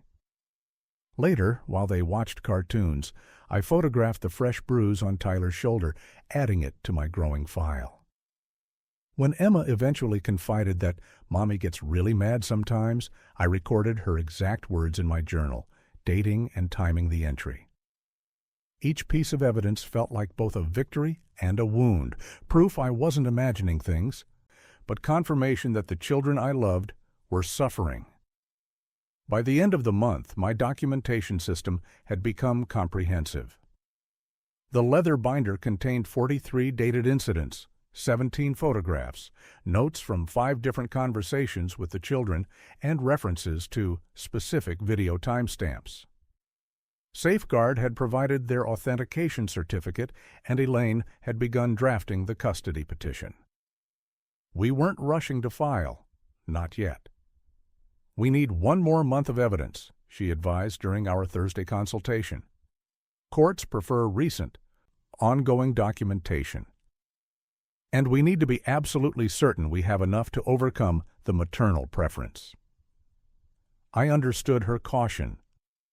One attempt was all we would get, and failure would mean losing access to Emma and Tyler entirely. As I drove home from her office, I rehearsed what I would say to Richard on Sunday when he came to pick up the children, how I would maintain the illusion that nothing had changed, that I wasn't methodically building a case that would shatter his family. The weight of it pressed against my chest, but the alternative, doing nothing, was unthinkable. The spare bedroom had sat untouched for nearly 2 years. After Margaret passed, I couldn't bring myself to change anything about it, her reading glasses still perched on the nightstand, her favorite quilt folded at the foot of the bed. But now, as I stood in the doorway with a paint swatch in one hand and a contractor's estimate in the other, I knew it was time. This room would become Ethan's sanctuary, a place where my 7-year-old grandson could begin to heal from the trauma he'd endured. The contractor, a burly man named Frank with kind eyes, had promised to expedite the renovation. "We'll have it done in 3 weeks, Mr. Harmon. Just in time for your court date." I'd chosen a soft blue for the walls, not too childish but warm and calming. The child psychologist I'd been consulting, Dr. Winters, had advised against anything too stimulating. Children who've experienced trauma need environments that feel safe and predictable, she'd explained during our third session. I'd been meeting with her weekly, absorbing everything I could about trauma-informed parenting. My dining room table had become a library of books with titles like Healing the Hurt Child and Parenting from the Inside Out. At 68, I was preparing to be a parent again, this time to a child who'd lost both his father, my son David, and now, for all practical purposes, his mother. The renovation cost came to $8,700, money well spent from my retirement savings. Frank's team installed built-in bookshelves, a desk for homework, and a comfortable window seat where Ethan could read or simply look out at the maple tree in the backyard. I'd ordered a twin bed with a trundle underneath for when he might want a friend to stay over. Dr. Winters had emphasized the importance of fostering normal childhood experiences and social connections. Your grandson needs to know that friendship and play are still possible, even after everything he's been through, she'd said. While the contractors worked, I met with my attorney, Sophia, to update my will and establish a trust for Ethan. We need to ensure that if anything happens to you, the court doesn't default to returning Ethan to his mother's care, she explained as we reviewed the documents. I designated my niece, Rebecca, as Ethan's guardian in the event of my death, with strict provisions about his mother's supervised visitation rights. The trust would provide for his education and care, with $320,000 set aside from my savings and life insurance. This is solid, Sophia assured me, but let's hope it doesn't come into play for a very long time. The hardest conversation came on a Tuesday afternoon when David's in-laws, the Millers, came to my house. They'd requested the meeting, and I'd agreed, though I knew it would be difficult. Janet and Robert Miller had always been cordial to me, but there had been a distance between us even before David's death. They sat stiffly on my living room sofa, declining coffee or tea. "We understand you're seeking full custody of Ethan," Janet began, her voice tight. "We think you're making a terrible mistake, Richard. Melissa is getting help. She deserves another chance with her son." I took a deep breath before responding, remembering Dr. Winters' advice about remaining calm during confrontations. Melissa has had multiple chances. The court reports show 7 instances where Ethan was left alone overnight. His teacher found bruises on his arms twice this year. The refrigerator was empty when social services visited. I kept my voice level, though my heart was pounding. I'm not doing this to punish Melissa. I'm doing this because Ethan needs stability and safety. She's our daughter, Robert interjected. We know her better than anyone. This addiction, it's not who she really is. She's been clean for 26 days now. And I hope she stays clean, I said sincerely. I want that for her and for Ethan. But recovery takes time, and Ethan doesn't have the luxury of waiting while his childhood slips away. He's 7 years old and has already experienced more trauma than most adults. I showed them the visitation schedule I'd proposed to the court. She can still be part of his life. I'm not trying to take that away. Janet's eyes filled with tears. You've always blamed her for David's death, haven't you? That's what this is really about. The accusation stung, but I didn't rise to it. David made his own choices, I said quietly. But Ethan is a child who cannot protect himself. The court agrees he needs a stable home. I paused, then added, You're welcome to visit him here any time. He needs all the loving adults in his life that he can get. They left without accepting my offer, Janet dabbing at her eyes and Robert guiding her to their car with a hand on her elbow. I watched them drive away, feeling a complicated mixture of sympathy and frustration. They loved their daughter, just as I had loved my son. But sometimes love meant making difficult choices.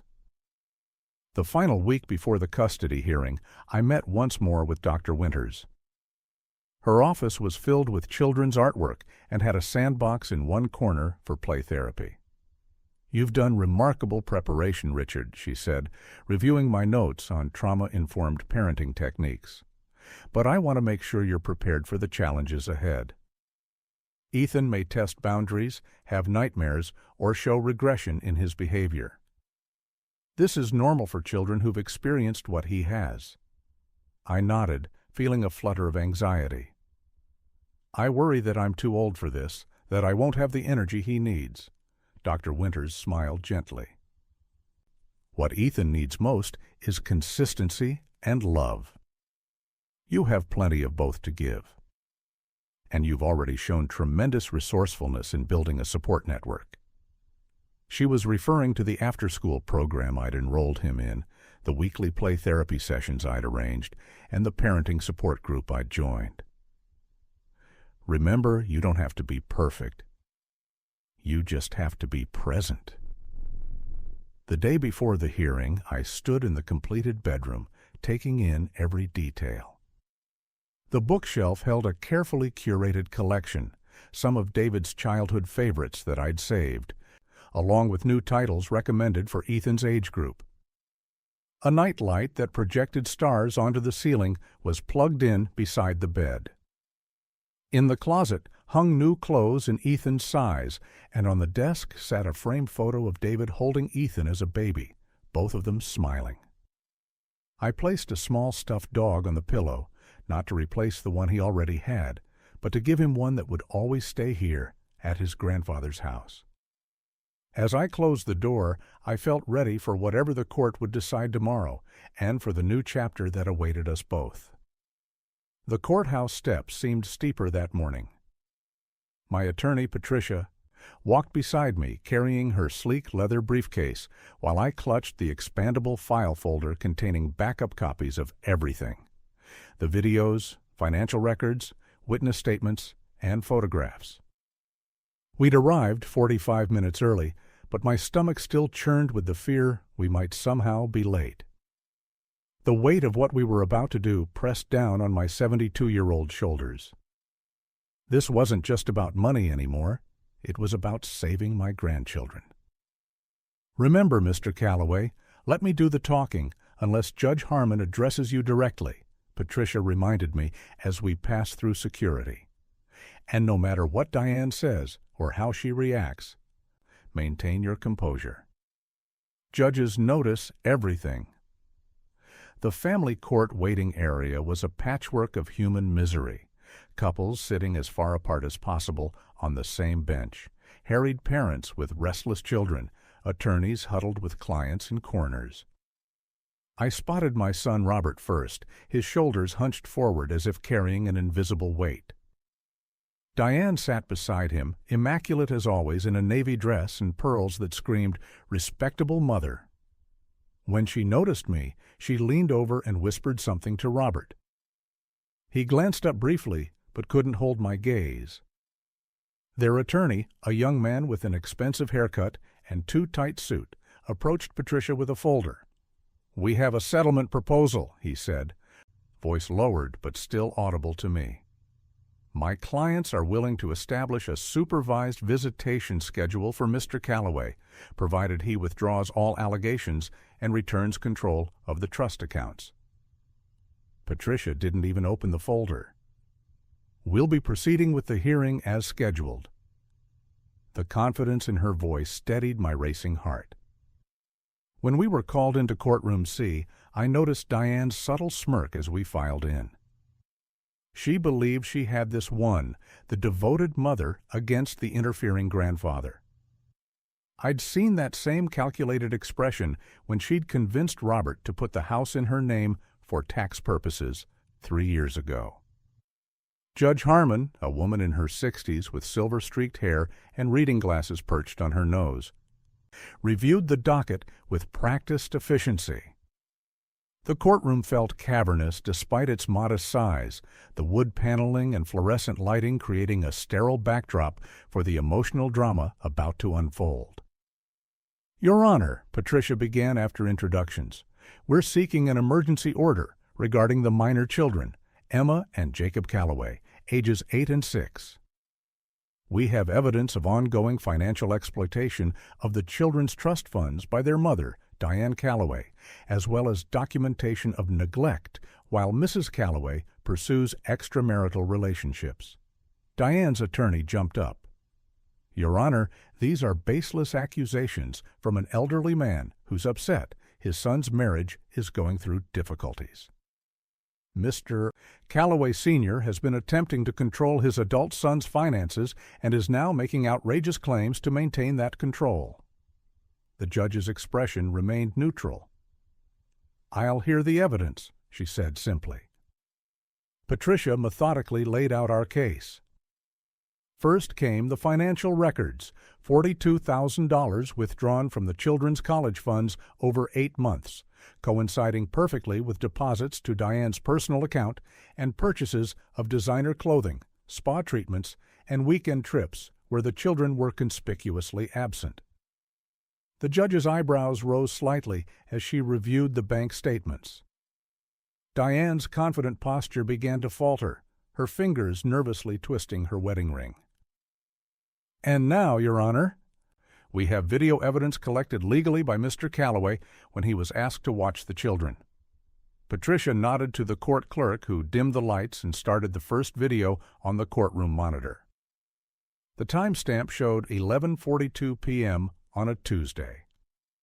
My living room security camera captured Diane dropping off Emma and Jacob, still in their pajamas, both children bleary-eyed and confused. Emergency at work, she'd claimed. The next clip showed my doorbell camera recording her entering a hotel 20 minutes later, accompanied by a man who was definitely not my son. The judge's lips pressed into a thin line. The most damning evidence came next, footage from 3 separate occasions when I'd arrived to pick up the children for our regular Saturday visits, finding them alone in the house while Diane's car was gone. The oldest clip was from 7 weeks ago, the most recent just 10 days prior. In each, Emma, only 8 years old, answered the door explaining that Mommy had to run errands and had told them to wait for Grandpa. The timestamp showed I'd arrived exactly at the scheduled time. Your Honor, Diane's attorney interjected, these videos lack context. Mrs. Calloway had only stepped out briefly. The timestamps on the video show I remained with the children for over 3 hours on the first occasion before Mrs. Calloway returned, I said when the judge looked to me for confirmation. 2 hours on the second occasion and 4 hours and 23 minutes on the most recent incident. Judge Harmon removed her glasses. Mrs. Calloway, did you leave your minor children unattended in your home? Diane's composure cracked. They weren't unattended. Emma is very mature for her age, and I knew her grandfather was coming. Her voice had risen to a shrill pitch that echoed in the courtroom. So you admit to leaving an 8-year-old in charge of a 6-year-old? The judge pressed. That's when Diane lost control completely. This is ridiculous. Those are my children, and that's my money. Robert is too pathetic to stand up to his father, but I won't let this old man control us anymore. She turned toward me, finger pointing. You think you can buy those kids love with your money? They're my meal ticket, not yours. A collective gasp rippled through the courtroom.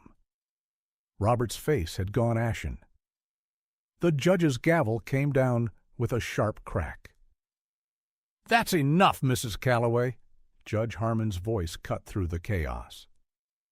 After restoring order, she spoke with deliberate clarity. Based on the evidence presented, I am issuing an emergency temporary custody order, placing Emma and Jacob Calloway with their father, Robert Calloway, with substantial visitation rights for their grandfather. She fixed Diane with a stern gaze. Mrs. Calloway, you will have supervised visitation only until a full hearing can be scheduled. Additionally, I'm freezing all accounts connected to the children pending a complete financial audit. As we left the courtroom, Robert approached me hesitantly, his eyes red-rimmed but clearer than I'd seen in years. "Dad," he said quietly, "can you help me pick up the kids from school today? I don't want them going home to an empty house if Diane doesn't show." The weight of his words, his acknowledgment of what had been happening, nearly brought me to tears. Instead, I simply nodded and placed my hand on his shoulder. We had won this battle, but the war to rebuild our family was just beginning. Tomorrow, we would need to explain everything to Emma and Jacob in a way that wouldn't destroy their world completely. I arrived at my son's house 15 minutes before the deputies were scheduled to appear. The morning air was crisp and the neighborhood quiet except for a sprinkler ticking away 2 houses down. I parked across the street, not wanting to alert Vanessa to my presence before the authorities arrived. My attorney had advised me to let the deputies take the lead, but I insisted on being present when they served the emergency custody order. After all, this was about Tommy, my grandson, not about scoring points in a legal battle. At precisely 9 a.m., a county sheriff's vehicle pulled up, followed by a second unmarked car that I recognized as belonging to the court-appointed child advocate. 2 deputies emerged, a tall woman with her hair pulled back in a severe bun and a middle-aged man with a salt and pepper mustache. They conferred briefly before approaching the house. I got out of my car and crossed the street, nodding to Mrs. Geller, who was, coincidentally, watering her front garden despite the morning dew still clinging to the grass. "Mr. Harmon," the female deputy acknowledged me with a professional nod. "I'm Deputy Ramirez." "This is Deputy Collins." "We understand you're the petitioner in this case?" "Yes," I said, my voice steadier than I felt. "My grandson Tommy is inside. I have the list of his belongings as requested by the court." I handed over the neatly typed inventory my attorney had helped me prepare. Clothes, school supplies, his asthma medication, and the stuffed elephant he'd had since he was 3. The deputies reviewed it quickly before Deputy Collins rang the doorbell. We waited. No answer. He rang again, longer this time. I heard movement inside, the sound of hurried footsteps, and a door closing. Deputy Collins knocked firmly. "Sheriff's Department." "Please open the door." When the door finally swung open, Vanessa stood there in yoga pants and a wrinkled T-shirt, her expression shifting from annoyance to shock as she registered my presence behind the deputies. Her eyes narrowed to slits. "What is he doing here?" she hissed, pointing at me but addressing the deputies. "This is harassment." "I'm calling my lawyer." She tried to close the door, but Deputy Collins smoothly placed his boot in the doorway. "Ma'am, we have a court order to take temporary custody of Thomas Harmon, Jr. and remove certain personal belongings." Deputy Ramirez held up the document. "I need you to step aside."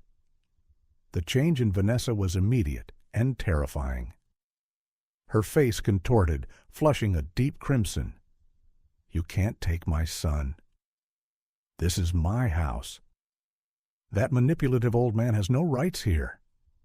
She jabbed a finger toward me, her voice rising to a shriek that echoed down the quiet street. "He's trying to steal my child because he couldn't control his own son." By now, several neighbors had emerged from their homes. Across the street, the Wilsons stood on their porch, not even pretending not to watch. Next door, young couple who'd moved in last summer paused while loading their car, the wife whispering something to her husband. "Ma'am," Deputy Collins said, his voice calm but firm. "This is a lawful court order. Your cooperation will make this easier for everyone, especially your son." "Tommy," Vanessa suddenly shouted over her shoulder, "go to your special hiding place. Now." Then she turned back to us, her voice dropping to a menacing whisper. "You'll never find him. And when my lawyer hears about this, you'll all be sorry. Especially you, Richard." She spat my name like it was poison. Deputy Ramirez stepped forward. "Ma'am, interfering with a court order is a criminal offense. If you've hidden your son, that's a serious matter." "You can't prove anything," Vanessa sneered, but I could see the calculation in her eyes. She was cornered and knew it. That's when I heard it, a small, muffled cough from somewhere inside the house. The deputies heard it too. Deputy Collins spoke into his radio, requesting additional assistance, while Deputy Ramirez informed Vanessa they would be entering the premises to execute the court order. "Tommy!" I called out, stepping closer despite Vanessa's attempt to block me. "It's Grandpa."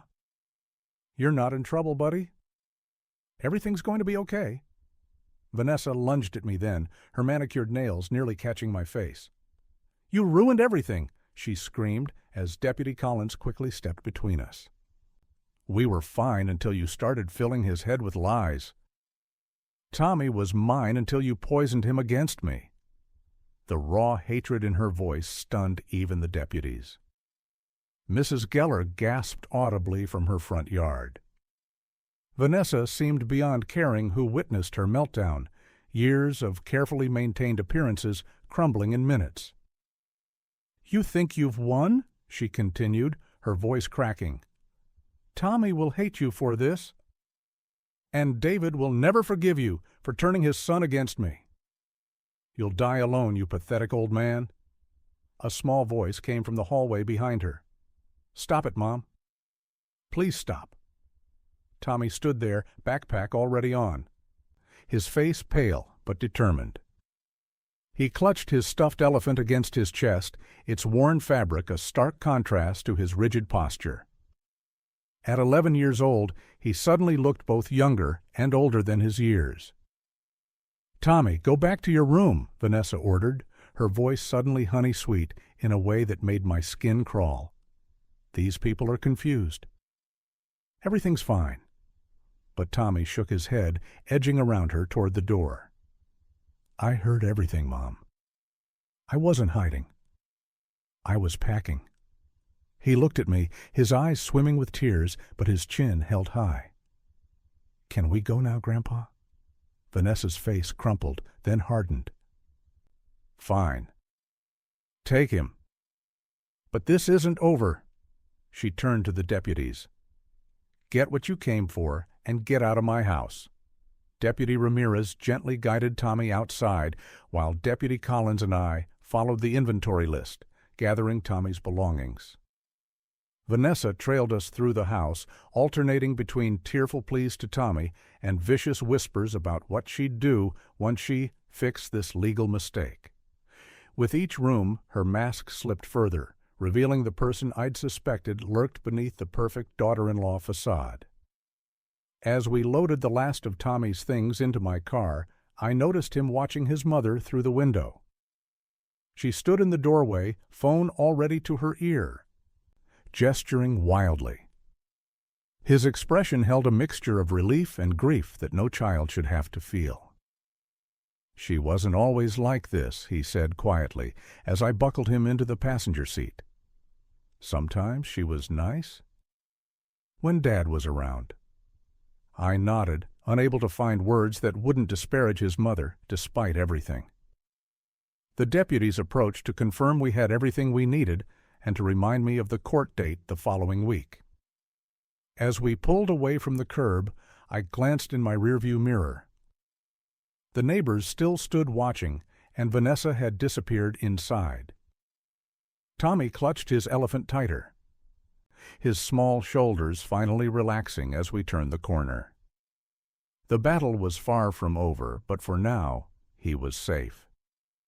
Tomorrow we would need to prepare for what would surely be Vanessa's counterattack and eventually the even harder conversation with my son. The first notification came at 6:17 a.m. on a Tuesday. My phone buzzed beside my coffee cup, and I tapped the screen to find a message from my sister Margaret. "Richard, what's going on? Have you seen what Vanessa is posting about you?" Attached was a screenshot from Facebook. There I was, my face slightly blurred, but unmistakably me, captured from security footage of my own front porch. Above it, Vanessa had written, "This is what elder abuse looks like. My son's grandfather has kidnapped him and is refusing to let us see him. Please share to help us get Tommy back." I set my coffee down slowly, my hand suddenly unsteady. The post already had 78 shares and dozens of comments, most from people I'd never met, all expressing outrage at this monster who would steal a child from his parents. I scrolled through the comments with growing disbelief. Someone should call the police. This is why we need stronger grandparents' rights laws, to prevent this kind of thing. I'm so sorry you're going through this, Vanessa. What a sick old man. By noon, my phone wouldn't stop ringing. Cousins I hadn't spoken to in years, neighbors, even my dentist's receptionist called to ask if everything was all right. I had Margaret come over to help me document everything. She's posted 6 more times, Margaret said, scrolling through her tablet. She's saying you manipulated the evidence of her drug use, that you paid off witnesses, that you're showing signs of dementia and paranoia. My sister looked up at me, her face pale. "Richard, she's telling people you're dangerous to Tommy." I called my attorney immediately. "Don't respond publicly," he advised. "Document everything. Screenshot it all. This actually helps our case. It shows erratic behavior and poor judgment. But be prepared, this is going to get worse before it gets better." He was right.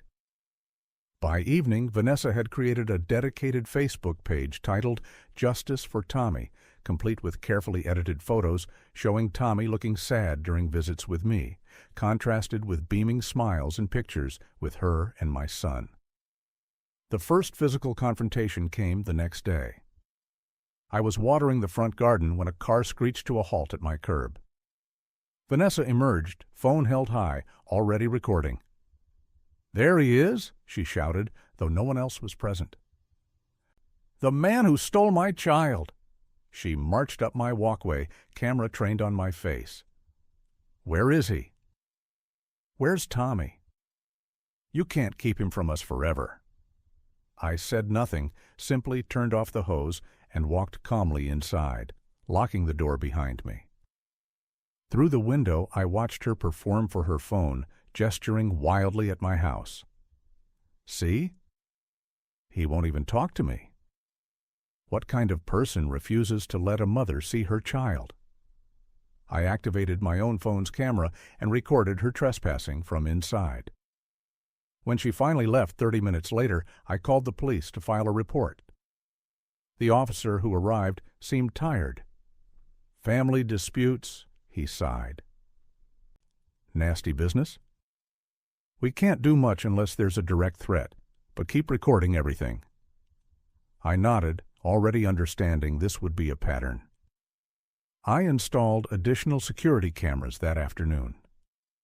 The late-night calls began 3 days later. The first came at 11:42 p.m., Vanessa's number. I let it go to voicemail. "You think you're so smart," her voice slurred slightly. "But we know people. Important people.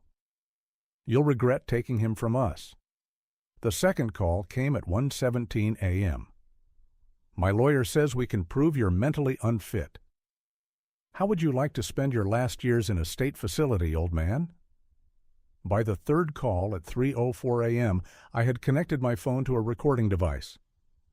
"Tommy is having nightmares about you," she hissed. "He's afraid you'll hurt him like you hurt me." "Oh, I've told him all about you." The family began taking sides. My nephew Jason called to tell me he'd unfriended Vanessa. "Uncle Rich, this is insane." "We all know you're the only stable one in this situation." But my brother-in-law sent a text saying he thought I should just give the boy back to his parents and that I was making things worse. My son remained conspicuously silent through it all, though I knew from my attorney that he and Vanessa were fighting constantly now. The pressure was building. The most disturbing incident came on a Saturday morning. I was helping Tommy with a model airplane in the backyard when we heard pounding on the front door. By the time I reached it, Vanessa was already halfway around the house, heading for the back gate. I quickly ushered Tommy inside. "Go to your room and lock the door," I told him calmly. "Remember what we practiced." His eyes were wide, but he nodded and hurried upstairs. I activated the recording app on my phone just as Vanessa appeared at my back door. "Tommy!" she screamed, rattling the locked door. "Tommy, it's Mommy." "Tell Grandpa to let you come home." She pressed her face against the glass. When she saw me watching, her expression transformed from desperate mother to cold fury. "You're dead," she mouthed silently, drawing her finger across her throat. I stood perfectly still, making sure my phone captured everything. She began banging on the glass so hard I feared it might break. "I know he's in there. Tommy! Tommy!" Only when a neighbor called out that they'd phoned the police did she finally retreat, but not before shouting, "Everyone will know what you've done. Everyone!" That evening I sat with Tommy, who remained shaken despite my reassurances. "Why is Mom acting crazy?" he asked, his small fingers nervously pleating the edge of his blanket. I chose my words carefully. "Sometimes grown-ups have big feelings they don't know how to handle properly," I explained. "Your mom loves you very much, but right now she's not making good choices. That's why you're staying with me until things get better." I didn't tell him about the social media posts, the threatening calls, or how his mother's campaign had now expanded to include wild accusations that I had abused my own son throughout his childhood, accusations my son hadn't bothered to refute publicly. Each night I backed up all recordings and screenshots to 3 separate locations: my computer, an external hard drive, and a secure cloud account my attorney had access to. I maintained a detailed log of every incident, every call, every post. I never responded publicly, never engaged when she appeared at my house, and never let Tommy see me rattled. When reporters from the local paper called seeking comment on what they termed a family custody battle gone viral, I politely declined. The truth would emerge in court, not in the court of public opinion. As the smear campaign intensified, I found myself oddly calm. There was clarity in being so thoroughly vilified for doing what was right. My attorney called with news that the judge had scheduled an emergency hearing to review the temporary custody arrangement. "Her social media tirade may have backfired," he said. "We've documented over 40 instances of erratic behavior, threats, and false statements in just 2 weeks. The guardian ad litem is very concerned." I hung up and looked at the latest notification, another post from Vanessa claiming I had brainwashed Tommy against his parents. I took a deep breath and began preparing the documentation we would need for court. The hearing was 3 days away, and I intended to be thoroughly prepared to protect my grandson, no matter how vicious the attacks became. The call came at 1:47 on a Tuesday afternoon. I was reviewing property listings with my realtor when Principal Morales' name flashed on my phone screen. My stomach dropped. We had discussed various scenarios, but I'd hoped our preparations would never be needed. "Mr. Harmon, this is an emergency notification. We've activated Protocol Guardian. Ethan is secure. Police have been notified." Her voice was calm but tense. "Please come to the school immediately, but know that Ethan is safe." I thanked her, ended the call, and was in my car within 30 seconds. The 15-minute drive to Oak Ridge Elementary felt like hours. 3 weeks earlier, I had met with Principal Morales and the school's security officer to explain the situation with Melissa. I'd provided the court documents showing my legal guardianship of Ethan, the restraining order against Melissa, and photos of both her and Derek. The school had added these to their security protocols and assured me they were prepared. Now that preparation was being tested. When I pulled into the school parking lot, 2 police cruisers were already there, lights flashing. A third arrived just behind me. I identified myself to the officer stationed at the entrance, showed my ID, and was escorted to the administrative offices. Through the glass partition of a conference room, I saw Melissa seated, her hands cuffed behind her back, a female officer standing nearby. Her face was blotchy from crying, her carefully maintained appearance disheveled. For a moment, our eyes met. The hatred in her gaze was palpable. Principal Morales met me in her office, where Ethan was sitting with the school counselor, coloring a picture of what appeared to be a dinosaur. When he saw me, he jumped up and ran to me. I held him close, my heart finally slowing its frantic pace. "Grandpa, Ms. Morales said I get to go home early today. Can we get ice cream?" His innocence was a bomb. The school counselor had done an excellent job shielding him from the gravity of the situation. "Maybe later, buddy. First, I need to talk with Ms. Morales for a few minutes. Can you finish your dinosaur picture?" He nodded and returned to his artwork while Principal Morales and I stepped just outside the door where we could still see him. She arrived at 1:30, claiming she was here to pick up Ethan for a dental appointment, Principal Morales explained in a low voice. When the front office staff asked for ID and checked the approved pickup list as per protocol, she became agitated. She insisted she was his mother and had every right. When they refused, she tried to push past them toward the classrooms. That's when we initiated lockdown and called the police. A detective named Ramirez joined us, introducing himself as the lead on the case. "Sir, we've taken Mrs. Harmon into custody for attempted custodial interference and violation of the restraining order. We found a packed suitcase in her car, along with $4,200 in cash and 2 sets of identification for both her and the child. There were also printed directions to an address in New Mexico. The implications were clear. This wasn't a spur-of-the-moment decision to see Ethan. This was a planned abduction. My blood ran cold thinking how close she had come. If the school hadn't been prepared, if they hadn't followed protocol exactly as we discussed. "We'll need a formal statement from you," Detective Ramirez continued, "but not necessarily today. We have enough to hold her for now. The DA will likely contact you tomorrow about additional charges." After giving the detective my contact information, I took Ethan home. I called Marcus immediately, and he arranged for an emergency hearing the following morning. By then, news of Melissa's arrest had spread. Derek was nowhere to be found when officers went to question him at the apartment they shared. According to the landlord, he'd cleared out his belongings that same afternoon, leaving Melissa's things behind. The hearing was brief but consequential. Melissa appeared in an orange jumpsuit, her attorney beside her looking uncomfortable. The judge reviewed the police report, the evidence of the planned abduction, and the existing custody orders.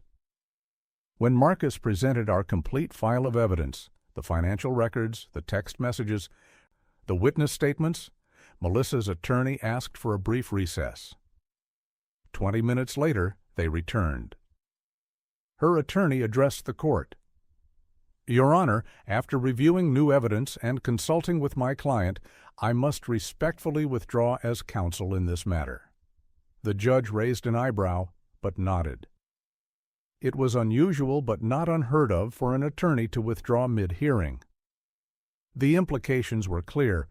Whatever he had seen in our evidence file had convinced him that continuing to represent Melissa would be ethically problematic. Melissa was returned to custody with bail set at $250,000. The judge extended the temporary restraining order indefinitely and scheduled a full hearing for the following month. As we left the courtroom, Marcus placed a hand on my shoulder. "Her attorney withdrawing like that? That's significant," he said quietly. "He saw something in our evidence that made him realize she's been lying to him. Between the kidnapping attempt, Derek abandoning her, and now this, her case is falling apart completely." That evening, I sat on the back porch watching Ethan play with his remote control car on the lawn. My phone buzzed with a text from my son. It was the first direct communication I'd had from him in months. "Dad, we need to talk. Can I come by tomorrow?" I stared at those words for a long time, a complex mix of emotions washing over me. After everything that had happened, after all the pain and betrayal, my son wanted to talk. I wasn't sure if I was ready, but I knew this conversation was inevitable.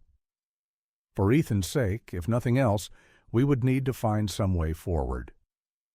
The courtroom fell silent as Judge Harmon adjusted her glasses and reviewed the final pages of her notes. I sat with my hands folded on the table, my attorney Patricia beside me, while across the aisle, Vanessa and her lawyer exchanged whispers. My grandson Tommy wasn't present. We'd all agreed he shouldn't witness this final hearing. After 3 months of testimonies, evaluations, and evidence, we were about to hear the culmination of everything I'd fought for.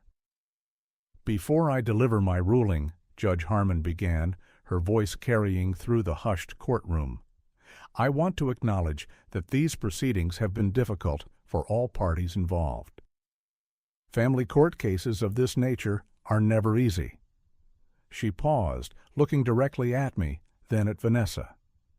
"However, my duty is to determine what arrangement serves the best interest of the child, Thomas William Caldwell, age 7. I felt my heart pounding against my ribs.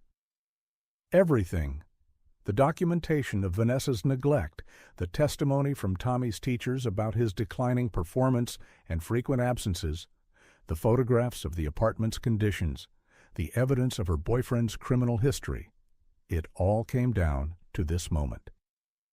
Patricia squeezed my arm gently, a silent reassurance. After careful consideration of all evidence presented, including the guardian ad litem's recommendations and the psychological evaluations, Judge Harmon continued, "This court finds compelling reason to modify the existing custody arrangement." She took a breath. "Primary physical and legal custody of Thomas William Caldwell is hereby granted to his grandfather, Robert Caldwell." I closed my eyes briefly, a wave of relief washing over me. Across the aisle, I heard Vanessa's sharp intake of breath. When I looked, her face had drained of color, her eyes wide with disbelief. Her attorney leaned toward her, whispering something, but she seemed frozen. "Furthermore," the judge continued, "visitation rights for Vanessa Caldwell will be limited to supervised visits twice monthly, to take place at the County Family Services Center. Ms. Caldwell is also ordered to undergo a comprehensive psychological evaluation and to complete both parenting classes and substance abuse counseling before the court will consider modifying these visitation terms." Vanessa suddenly stood up, her chair scraping loudly against the floor. "You can't do this," she said, her voice breaking. "He's my son. You can't just—" "Ms. Caldwell," Judge Harmon's voice cut through sharply, "you will remain seated or be removed from my courtroom." She waited until Vanessa slowly sank back into her chair before continuing. "This court has reviewed substantial evidence indicating patterns of neglect and exposure to unsafe conditions. The psychological evaluation of Thomas indicates significant anxiety and emotional distress related to his current living situation." I watched Vanessa's face contort with anger and disbelief. For months, she'd been convinced that her status as Tommy's mother would outweigh everything else, that the court would never side against her. Now reality was crashing down around her. Her attorney whispered urgently in her ear, but she shook her head, tears beginning to stream down her face. "Additionally," Judge Harmon said, "the court orders that Thomas continue his therapy sessions with Dr. Winters. Mr. Caldwell will provide monthly updates to the court regarding Thomas's adjustment and well-being for the next 6 months." She looked at me directly. "Mr. Caldwell, do you understand these responsibilities?" "Yes, Your Honor," I replied, my voice steadier than I expected. "I understand completely." After the judge finished outlining the details of the custody arrangement and the requirements for potential future modifications, she adjourned the hearing. As people began to rise, Vanessa suddenly pushed past her attorney and approached me, her face flushed with anger and tears. "Are you happy now?" she hissed, loud enough that several heads turned. "You've taken everything from me. You planned this from the beginning, turning my own son against me." Patricia stepped forward protectively, but I gently moved her aside. I looked at Vanessa, really looked at her. Behind the anger, I saw fear and pain. She was still young, only 32, and somewhere beneath the poor choices and the substance abuse was the woman my son had once loved. "This was never about punishing you, Vanessa," I said quietly. "It was about protecting him. Tommy needs stability and safety right now. And you need help." I paused, choosing my next words carefully. "When you complete the court's requirements, I won't stand in the way of you rebuilding your relationship with him. He needs his mother, but he needs a healthy one." For a moment, something flickered across her face, perhaps recognition of the truth in my words. Then the bailiff approached, and her attorney pulled her away. As they left the courtroom, I saw her shoulders shaking with sobs. "You handled that with remarkable grace, Robert," Patricia said as we gathered our things. "Many people in your position would have responded differently." "I'm too old for vengeance," I replied, feeling the weight of the past months in my bones. "And Tommy loves his mother, despite everything. He needs to know I respect that."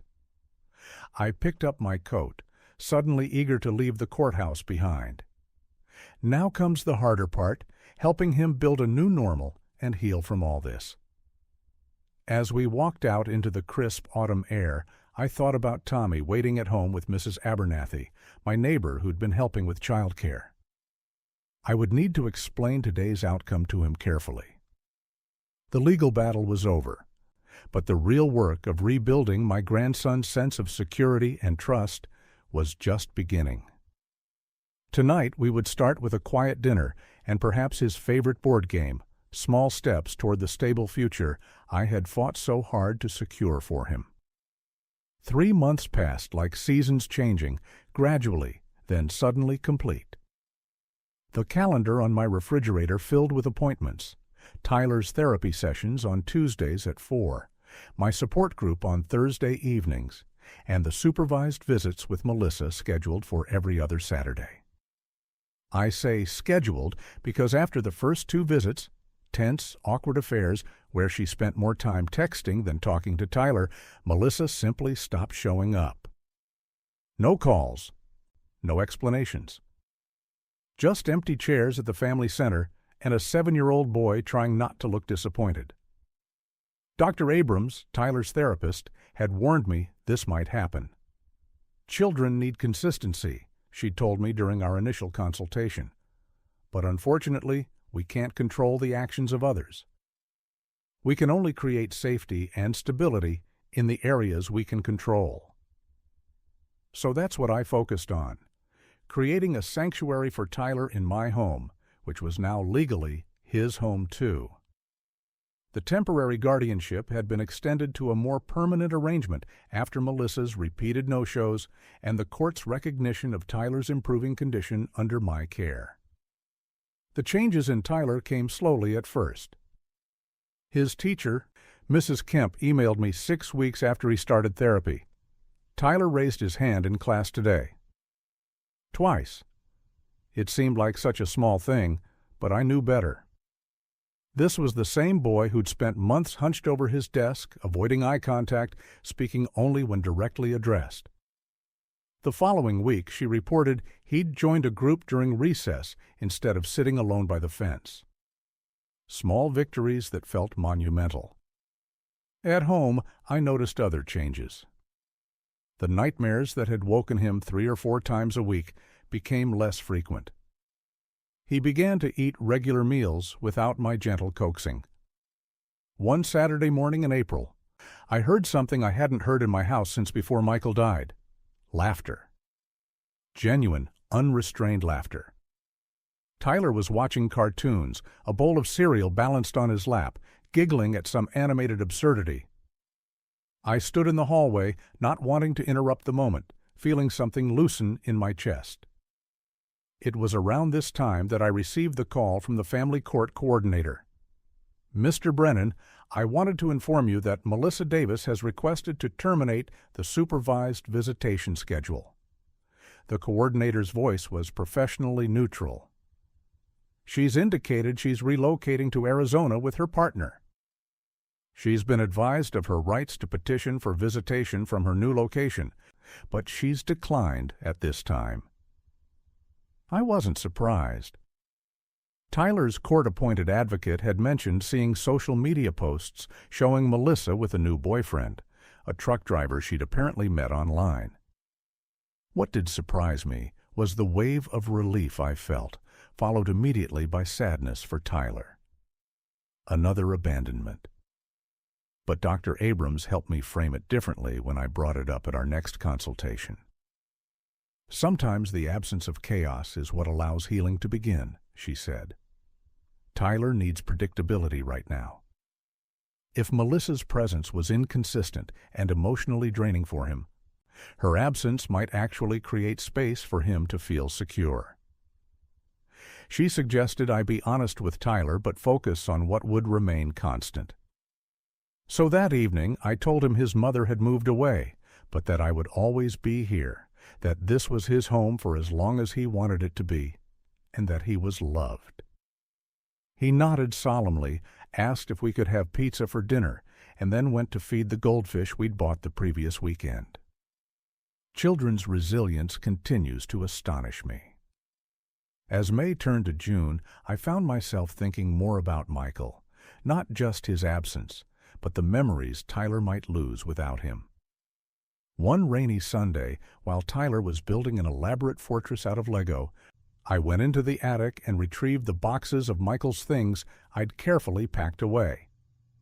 I selected items that told the story of my son, his Little League trophy, the program from his high school graduation, photos of him holding newborn Tyler with wonder on his face. I found the leather-bound journal he'd kept during his recovery, filled with his thoughts about fatherhood and second chances. I added small things too. The ticket stub from the last movie we saw together, the baseball cap he wore fishing, a birthday card he'd written to Tyler the year before he died. I bought a wooden box with Tyler's name carved into the lid and arranged everything inside, adding small notes explaining each item. When I presented it to him that evening, his eyes widened. "This is all about my dad?" he asked, running his fingers over the carved letters of his name. For the next hour, we sat on the floor of his bedroom, going through each item. He asked questions I hadn't expected, not just about what kind of father Michael had been, but what kind of son, what made him laugh, what scared him when he was Tyler's age. I answered as honestly as I could, sometimes having to pause to collect myself. When we reached the journal, I told Tyler he could read it when he was older, but for now, I would read him small parts before bed sometimes. "Like a story?" he asked. "Like memories," I answered. That night, for the first time since he'd come to live with me, Tyler slept through until morning. No screams, no tearful awakening, no small body appearing beside my bed at 3 a.m. When I checked on him at dawn, he was still curled around his stuffed bear, breathing deeply, his face relaxed in sleep. I stood in the doorway watching him, feeling a profound gratitude mixed with an ache for all we had both lost. But mostly gratitude. The memory box sat on his nightstand, the last thing he'd seen before closing his eyes. The next evening, as I tucked him in, Tyler asked if we could add to the box sometimes. "I want to put in new things too," he said, "so it's not just old memories." I nodded, my throat tight with emotion. "That's a wonderful idea," I told him. "Your dad would have loved that." He smiled, a real smile that reached his eyes, before turning over and pulling his blanket up to his chin. As I switched off his lamp, I realized we were both learning how to carry the past while still making room for whatever came next. And for the first time in a very long while, I found myself looking forward to tomorrow. The morning air carried a gentle chill as Ethan and I walked through the cemetery gates. The groundskeeper nodded to us. He recognized us now after our monthly visits. Ethan clutched a small bouquet of blue forget-me-nots in one hand and my fingers with the other. At 11, he was growing taller by the day, his shoulders straighter than they'd been a year ago. The shadows that once haunted his eyes had receded, replaced by a quiet confidence I recognized from photographs of my son at the same age. "1 year," I said softly as we approached Michael's headstone. The polished granite reflected the morning sun, my son's name etched in permanent testimony to a life cut short.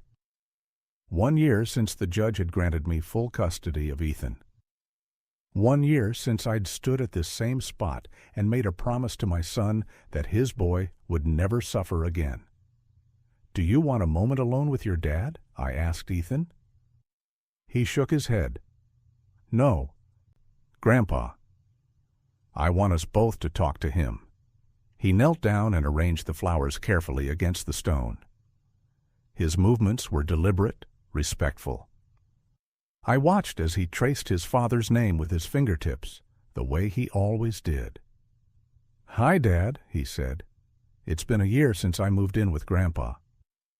I wish you could see my report card. I got all A's in math now." I stood behind him, my hand resting lightly on his shoulder. The weight of the past year pressed against my chest, the custody hearings, the therapy sessions, the nightmares that had gradually subsided. The $43,000 in legal fees had been worth every penny. The sleepless nights when Ethan would wake up screaming, convinced that his mother and stepfather were coming to take him back. Those had been the hardest. But we had weathered them together. "Your son is doing well, Michael," I said, my voice steady despite the familiar ache. "He's on the soccer team now. Scored 2 goals last weekend." I didn't mention how I'd spent 3 evenings a week for months practicing with him in the backyard until his confidence returned.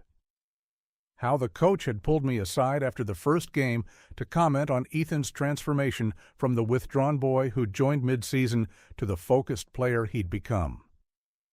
Ethan stood up and leaned against me. "Grandpa made your favorite lasagna for my birthday, Dad. And he tells me stories about when you were my age." He paused, his voice dropping. "I don't have the bad dreams so much anymore."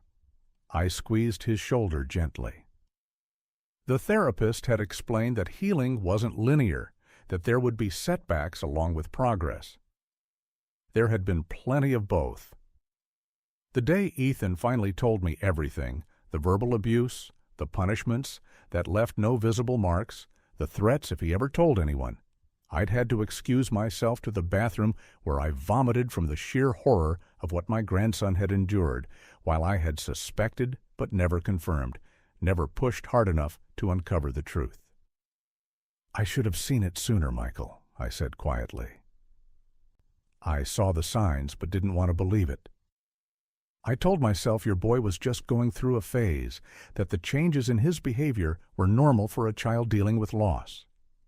The guilt still visited me in quiet moments, the years I'd wasted trying to maintain peace, trying not to overstep, trying to respect boundaries that should have been shattered for Ethan's sake. I was wrong to wait. Wrong to hope things would improve on their own. The wind rustled through the nearby oak trees, sending a shower of golden leaves spiraling down around us. Ethan watched them fall, his face tilted upward. The bruises had long since faded, but some wounds took longer to heal.